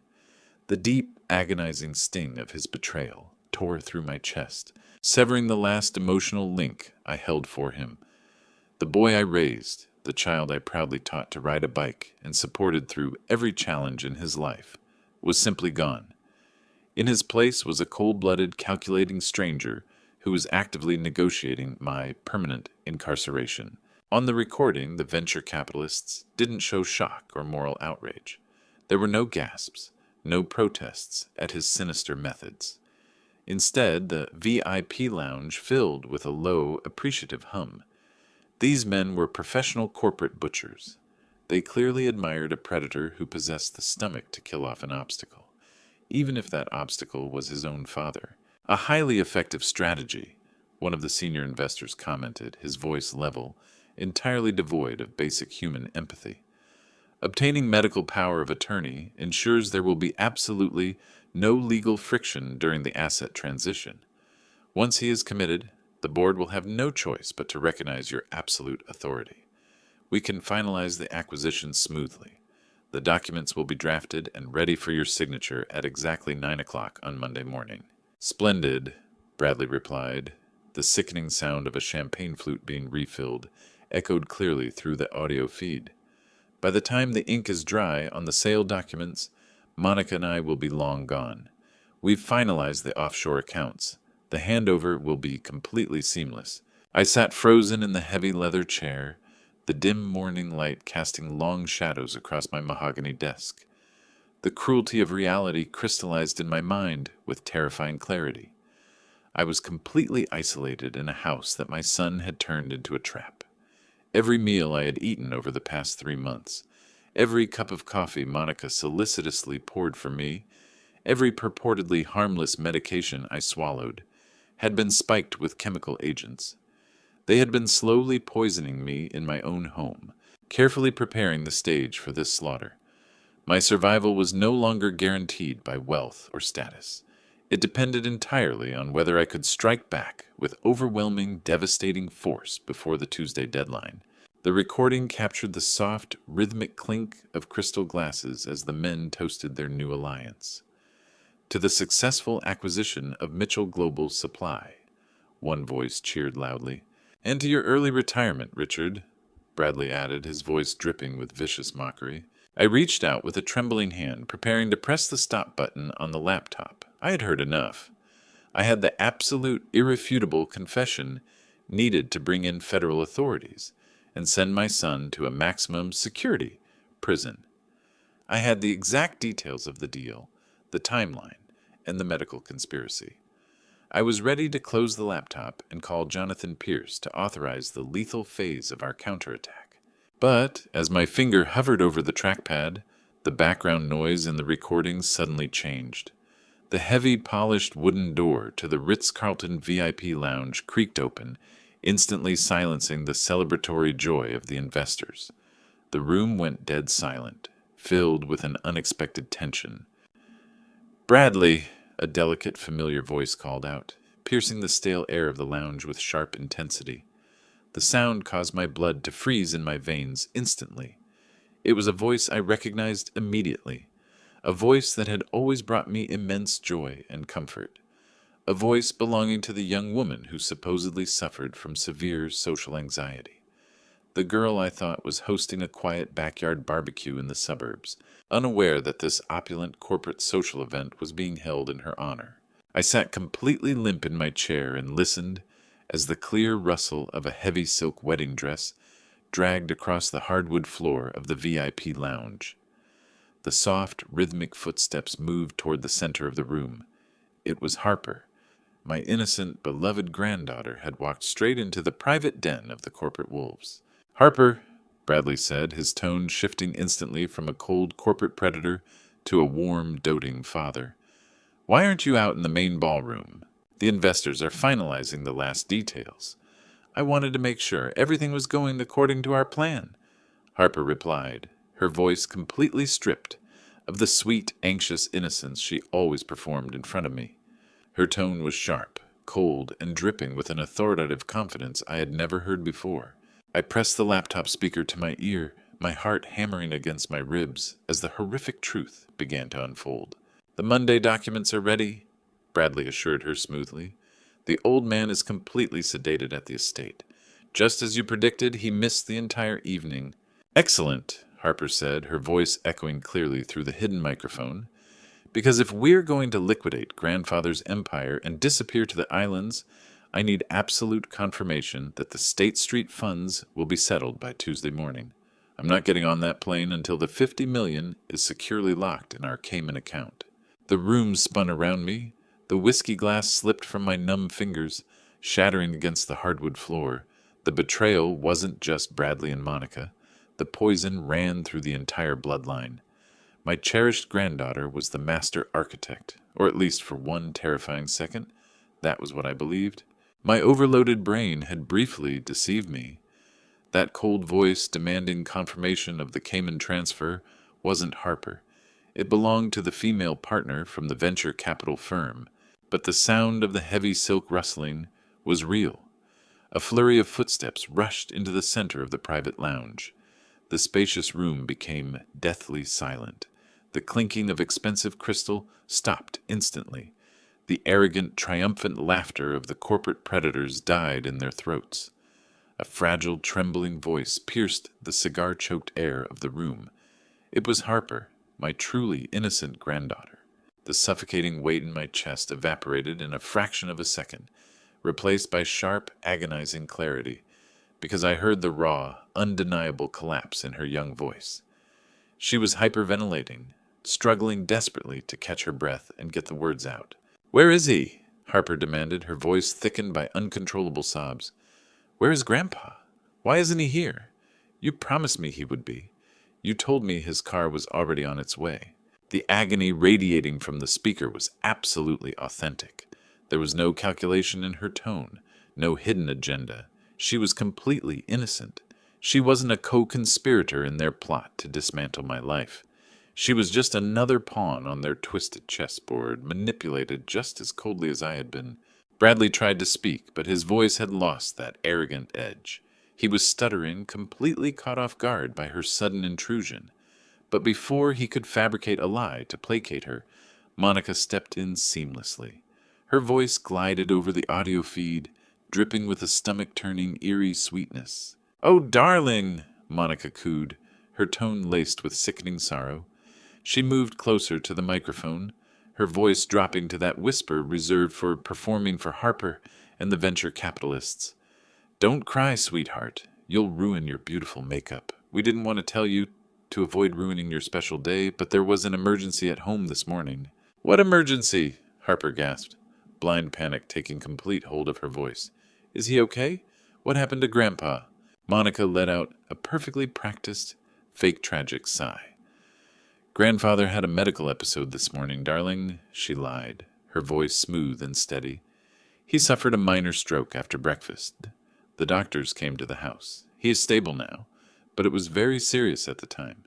He lost his orientation, darling. He didn't recognize anyone, not even your father.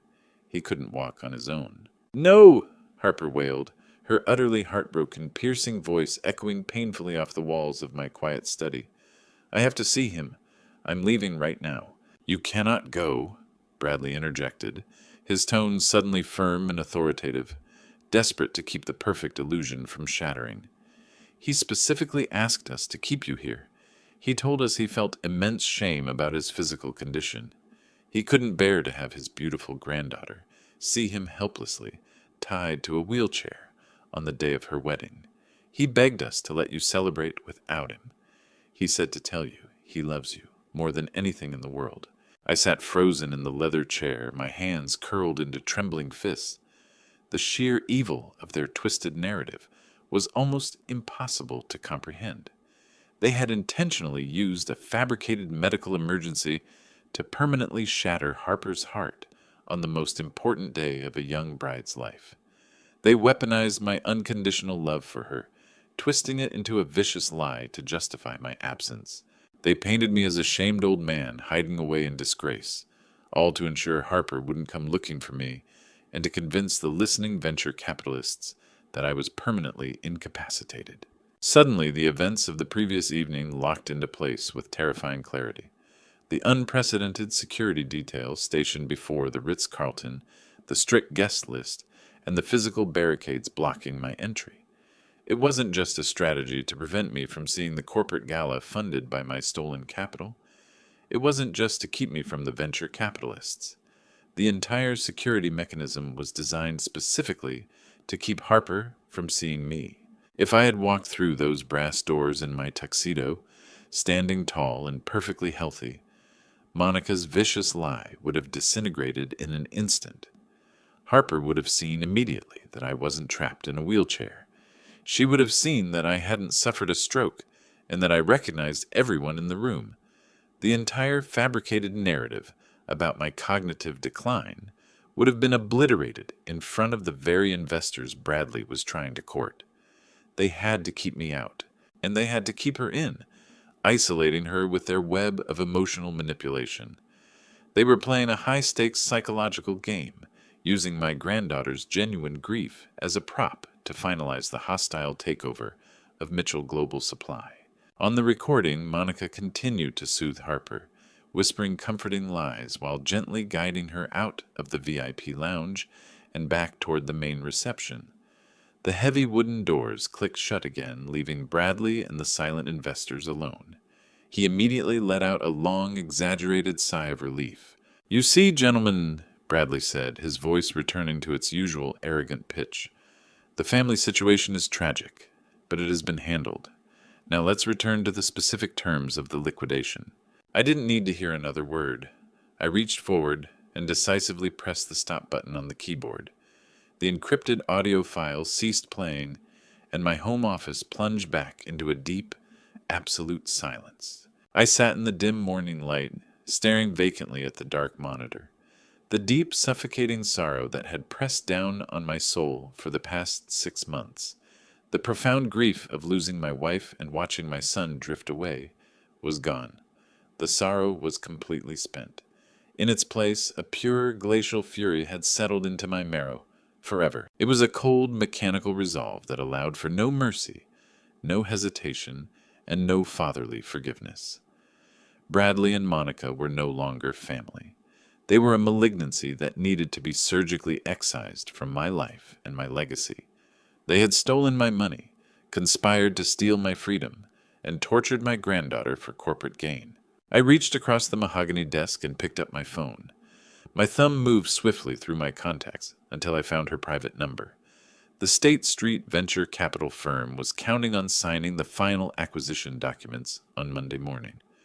Bradley was counting on having me locked in a psych ward by Tuesday, but the entire architecture of their criminal conspiracy relied on Harper remaining completely in the dark. It relied on the false illusion of my compliant and silent decay. I pressed the green call button, held the phone to my ear, and listened to the steady ringing. It was time to tear their reality to pieces. The phone rang 3 times before Harper picked up. Her voice was small, choked with tears and exhaustion. She whispered a cautious, "Hello," expecting tragic news about my condition. I kept my voice perfectly level. I told her that I needed to see her in person, immediately, away from the manipulative influence of her parents. I directed her to meet me at a quiet, secluded cafe in the northern suburbs, a cozy spot we had frequented together when she was a child. I emphasized clearly that under no circumstances was she to tell Bradley or Monica where she was going.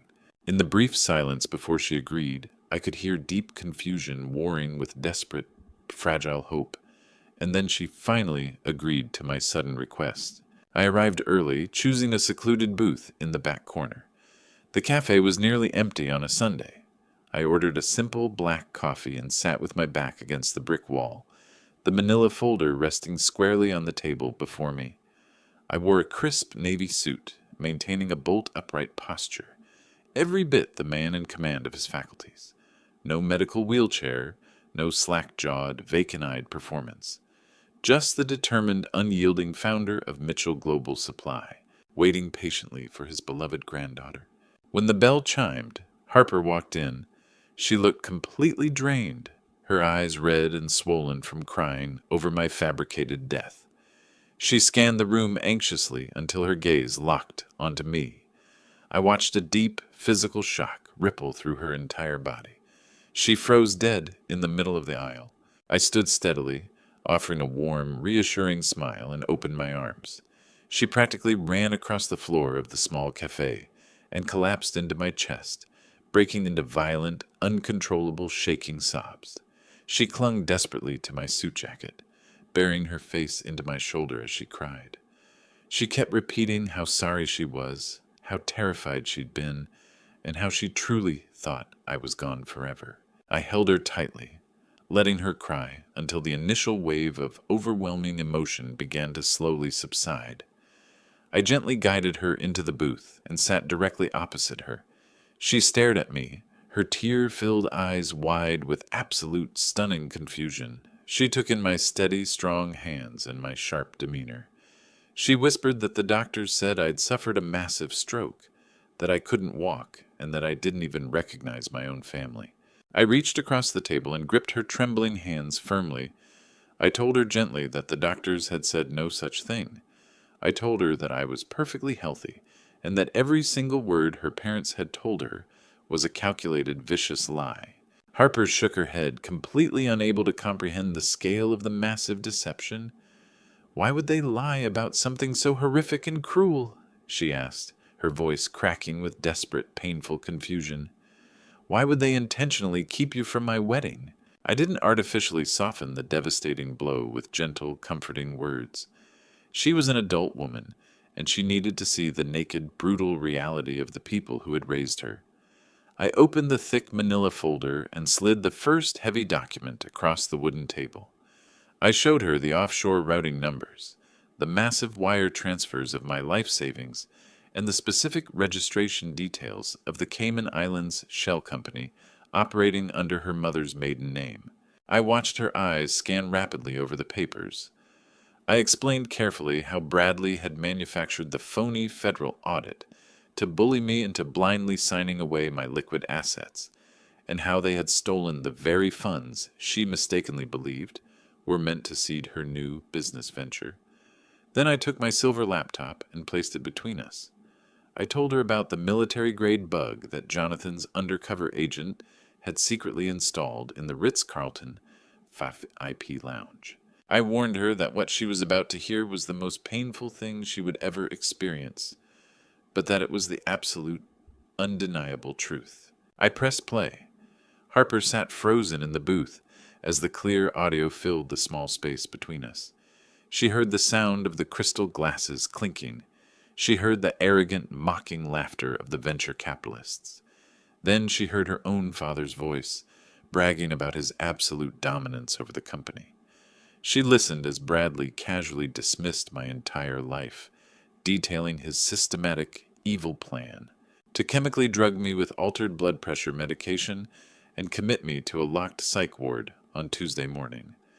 She heard him proudly promise the investors a seamless $50 million acquisition while I rotted away in a padded room.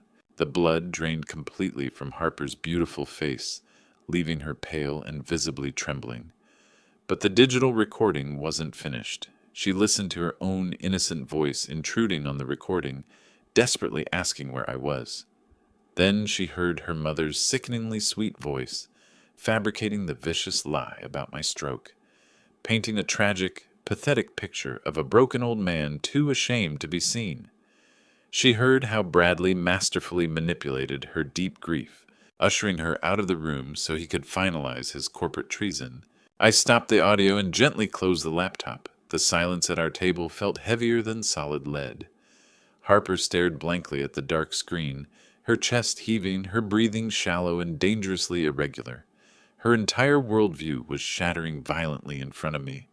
The foundation of love and trust upon which her young life had been built was being cruelly exposed as a rotting, toxic lie.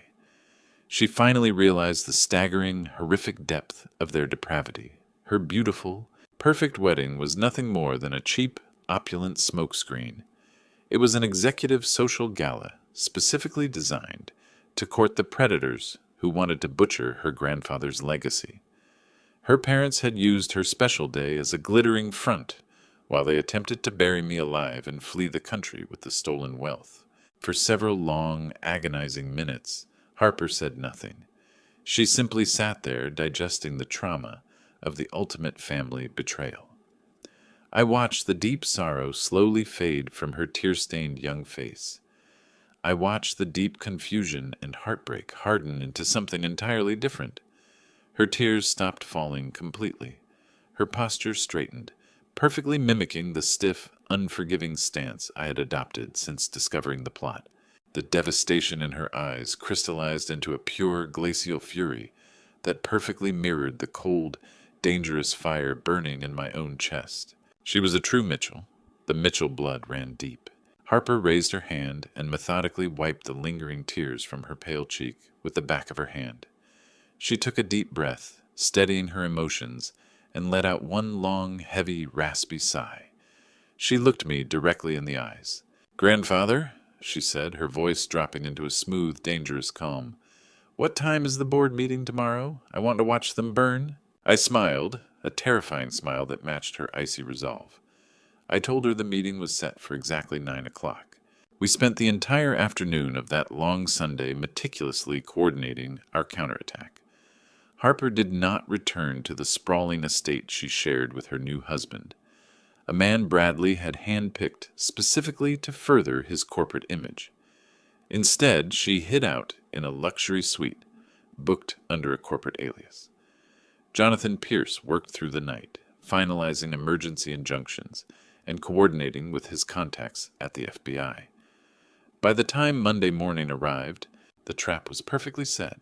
I dressed with surgical precision, selecting my sharpest, charcoal-tailored suit, a crisp white shirt, and a deep crimson tie. I didn't look like a man suffering from rapid cognitive decline. I looked like the undisputed founder and absolute master of Mitchell Global Supply. When my private driver pulled up to the towering glass facade of the corporate headquarters, Jonathan Pierce was already waiting at the entrance. Two stern-faced men in immaculate dark suits, wearing concealed earpieces, accompanied him. They were Special Agents Miller and Vance from the Federal Bureau of White-Collar Crime. Late last night, they had reviewed the unedited recordings and the forged medical documents. They were fully briefed, fully authorized, and ready to execute the warrants. Harper stepped out of the car behind me, wearing a sharp, dark blazer that mirrored my own professional armor. There wasn't a trace of the weeping bride from the day before. We bypassed the lobby and took the private elevator straight to the top floor. The display flashed upward, counting down the final seconds of Bradley's false empire. We stepped into the plushly carpeted corridor leading to the main glass boardroom. It was exactly 8:55 a.m. Through the frosted privacy bands on the glass walls, I could clearly see the silhouettes inside. Bradley was seated at the head of the massive mahogany table, the position he had occupied far too early. Monica sat beside him, wearing a predatory, triumphant smile. Scattered along the length of the table were the senior partners from the State Street venture capital firm, the very men who, just 48 hours prior, had eagerly toasted to my commitment to a psychiatric ward. The thick dossier containing the $50 million sale contract sat neatly before them. Expensive pens were hovering just above the dotted line. They were seconds away from finalizing the greatest theft of my life. I raised my hand silently, signaling the federal agents to take up positions on either side of the heavy oak doors. I looked at Harper and gave her a firm nod. She nodded back, her expression perfectly composed. The antique grandfather clock in the executive foyer struck 9. The deep chimes resonated through the quiet hallway. I reached out, grabbed the brass handles of the heavy oak doors, and shoved them open with everything I had. The doors swung wide, slamming against the interior walls of the boardroom. The sudden percussive bang shattered the quiet professional atmosphere like a gunshot. Every pair of eyes in the room snapped toward the entrance in absolute shock. I walked into the boardroom slowly and deliberately. My posture was rigid, my gaze locked directly onto my son. Jonathan Pierce moved smoothly to my right, clutching his leather briefcase. Harper walked in on my left, her chin held high, radiating a quiet, deadly authority. The 2 federal agents followed close behind, immediately taking positions inside the doors, effectively sealing the exit. The color drained from Bradley's face instantly, leaving him looking like a corpse that had just been painted. His mouth worked open and closed, desperately trying to form basic words, while his brain violently rejected the reality standing before him. The expensive silver pen slipped from his trembling fingers, hitting the polished mahogany with a loud clatter. "Dad," Bradley stammered, his voice cracking into a pathetic, high-pitched squeal. "What are you doing here? You're supposed to be resting." The sheer audacity of him lying, even as his world visibly collapsed, fueled the righteous fury burning in my chest. Monica went completely rigid, her eyes darting frantically between me, the federal agents, and her own daughter. She looked utterly terrified. The venture capitalists sat frozen in their plush chairs, quickly realizing that the seamless, massively profitable acquisition they'd been promised was disintegrating before their eyes. I didn't offer a polite greeting. I didn't raise my voice, and I didn't engage in dramatic shouting. I maintained a smooth, glacial composure that was far more terrifying than any loud outburst. I walked straight to the head of the long table, stopping only inches from where Bradley sat. I pulled a thick, embossed folder from my tailored jacket. It contained the fraudulently obtained power of attorney, the forged medical evaluation, and the official injunctions Jonathan had prepared. I lifted the heavy stack of documents and slammed it down in the center of the mahogany table. The sharp explosion echoed off the glass walls, causing the venture capitalists to recoil in their seats. I leaned forward, palms pressed firmly on the table, bringing my face inches from my treacherous son, dangerously close. "I'm not here to rest, Bradley," I stated, my voice echoing with pure glacial fury. "I'm here to clean house." I shifted my attention briefly to the stunned venture capitalists. "I suggest you put your pens away immediately, gentlemen," I directed them. My tone remained incredibly polite, but it was laced with an unmistakable threat.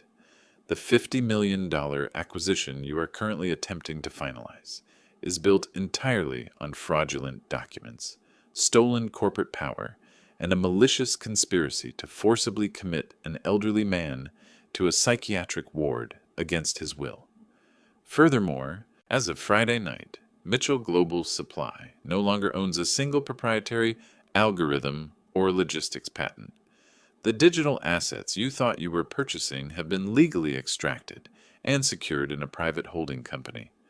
What you are currently attempting to buy is a hollow, functionally worthless shell. The lead venture capitalist's face turned deep crimson, glaring at Bradley in rage, realizing they had been played for absolute fools. Bradley tried to stand, his hands trembling violently, looking toward the door. "You can't do this," he hissed, beads of sweat breaking out on his forehead. "I am the acting executive. I have the legal power." Jonathan Pierce stepped forward, opening his briefcase with a crisp click. "You have nothing, Bradley," the lawyer said coldly. "I am now officially serving you with a federal emergency injunction, stripping you of all corporate titles effective immediately." Agent Miller stepped forward and unclipped a pair of stainless steel handcuffs from his belt. "Bradley Mitchell," the agent announced, his voice booming in the quiet room, "you are under arrest for federal wire fraud, corporate embezzlement, and criminal conspiracy. You have the right to remain silent. I strongly suggest you use it." I looked at Harper, who was watching the destruction of her parents with a steady, tearless gaze. The empire was finally safe, and the trash was being taken out. The lead investor from State Street stared at the heavy mahogany table, his face a mask of absolute fury. He slowly set his expensive silver pen down next to the unsigned $50 million contract.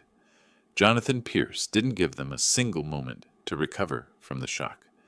He reached into his leather briefcase, pulled out a fresh, officially stamped legal document, and placed it directly in front of the lead venture capitalist. "I strongly suggest you read the specific addendum regarding intellectual property," Jonathan stated, his voice echoing with absolute, unyielding authority. "The company your team spent months evaluating no longer exists in any functional capacity. The Mitchell Global Supply Infrastructure is now entirely devoid of its proprietary routing algorithms, its customized supply chain management software, and its vast portfolio of international logistics patents. All critical technology required to operate the shipping fleet was legally stripped from the primary corporate body on Friday night. They now belong entirely to Richard. What you are looking at now is a shell composed of empty warehouses and idle delivery trucks. Bradley promised you a global empire, but he was attempting to sell you an empty cardboard box. The senior investors didn't need to hear another word. They were cold-blooded predators, but they were not fools. They recognized a catastrophic liability the moment it was laid before them. The lead partner grabbed the $50 million acquisition contract and, with both hands, tore the thick stack of papers completely in two. He hurled the shredded files directly at Bradley's chest. "You arrogant, stupid boy," the investor hissed, his voice trembling with extreme fury. "You wasted our time and completely destroyed your own career in a single morning." The men rose in unison, grabbed their briefcases, and stormed out of the glass boardroom without once looking back, leaving the wreckage of Bradley's shattered corporate dreams scattered across the floor. Bradley collapsed backward into his heavy leather chair. He looked utterly defeated, gasping for air like a fish tossed onto dry land. Monica was shaking violently beside him, her gaze darting toward the exit, desperately searching for an escape route that no longer existed. But I wasn't finished. I reached into my tailored suit jacket and pulled out the matte black flash drive. I tossed it onto the polished table, where it slid to a stop directly in front of my son. "That flash drive contains the unedited, high-fidelity audio recording of your private celebration in the VIP lounge at the Ritz-Carlton," I stated, my voice dropping into a smooth, glacial whisper. "It details your entire fabricated medical strategy in crystal-clear fashion. I heard every word, Bradley. I heard you gloating about tampering with my blood pressure medication. I heard the meticulous, calculated plan you devised to strip me of my human rights and abandon me in a locked psych ward. I heard you boasting about the offshore accounts in the Cayman Islands." Monica let out a sharp, hysterical shriek, burying her face in her hands, as the absolute severity of their exposed crimes finally crashed down upon her. The two FBI agents, who had been standing silently by the heavy oak doors, moved forward into the center of the room instantly. The metallic clack of stainless steel handcuffs echoed sharply in the quiet boardroom. Agent Miller grabbed Bradley by the shoulders, forcibly yanking him up from his expensive leather chair and twisting his arms tightly behind his back.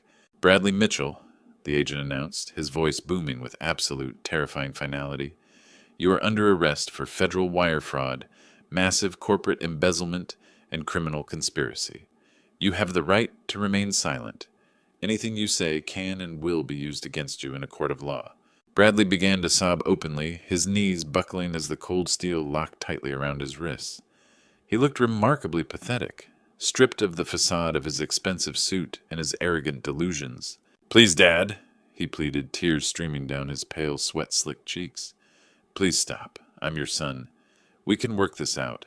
I'll give everything back to you." Before I could even respond to his pathetic plea, Harper stepped out from the shadows. She moved slowly and deliberately around the massive table, her posture radiating an incredible icy strength. She stopped directly in front of her weeping mother. Monica looked up, her eyes begging for even a shred of sympathy from the daughter she had deeply manipulated. Harper didn't offer a single word of comfort. Instead, she reached to her ears and unclipped the heavy, glittering diamond earrings she was wearing, the incredibly expensive wedding gift Monica had bought with money stolen from my offshore accounts. Harper dropped the shimmering diamonds onto the mahogany table.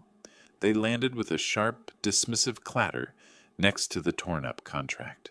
"I'm moving in with grandfather," Harper stated, her voice absolutely level, entirely devoid of emotion.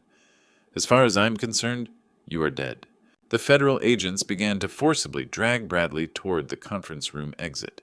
He shuffled his feet, desperately resisting their powerful grip, completely overwhelmed by pure, unadulterated panic. His eyes found me across the long, polished table. "Dad, please don't do this to me," he wailed, his voice cracking into a high-pitched, desperate scream. "Have mercy. You can't just lock me out of my own life." I stood bolt upright, slowly and precisely buttoning my suit jacket. I remembered the heavy brass doors of the Ritz-Carlton. I remembered standing on the cold sidewalk, blocked out by security while my own family celebrated my destruction inside. I stared straight into my son's eyes, feeling absolutely nothing but a cold, satisfying sense of finality. "You aren't on the list, Bradley," I replied, my voice cutting through his hysterical sobbing like a cold, razor-sharp steel blade. There has clearly been a terrible mix-up. I turned my back on him without an ounce of weak hesitation. I offered my arm to Harper. She took it firmly, holding her head high. Together we walked out of the glass boardroom, leaving the ruined, pathetic ashes of Bradley's false empire far behind us. We stepped into the private elevator, leaving the screaming and the handcuffs to the authorities, ready to finally begin our new life. Standing on my balcony overlooking Boston Harbor, sipping black coffee with Harper, I realized the most absolute, difficult truth of my 70 years. Blood makes you related, but loyalty, respect, and integrity are what truly make you family. We spend our lives building empires to pass on to our children, hoping our sacrifices will earn their love. But greed is a wicked cancer that can corrode the deepest bonds. Never apologize for protecting your dignity and your legacy. Sometimes, the only way to save your family tree is to ruthlessly prune the branches that have turned to poison. If my story opened your eyes, please hit that like button and subscribe to the channel. Have you ever faced betrayal from someone you trusted most? Tell me your story in the comments below. Let's stay strong together. See you in the next story. With love and respect.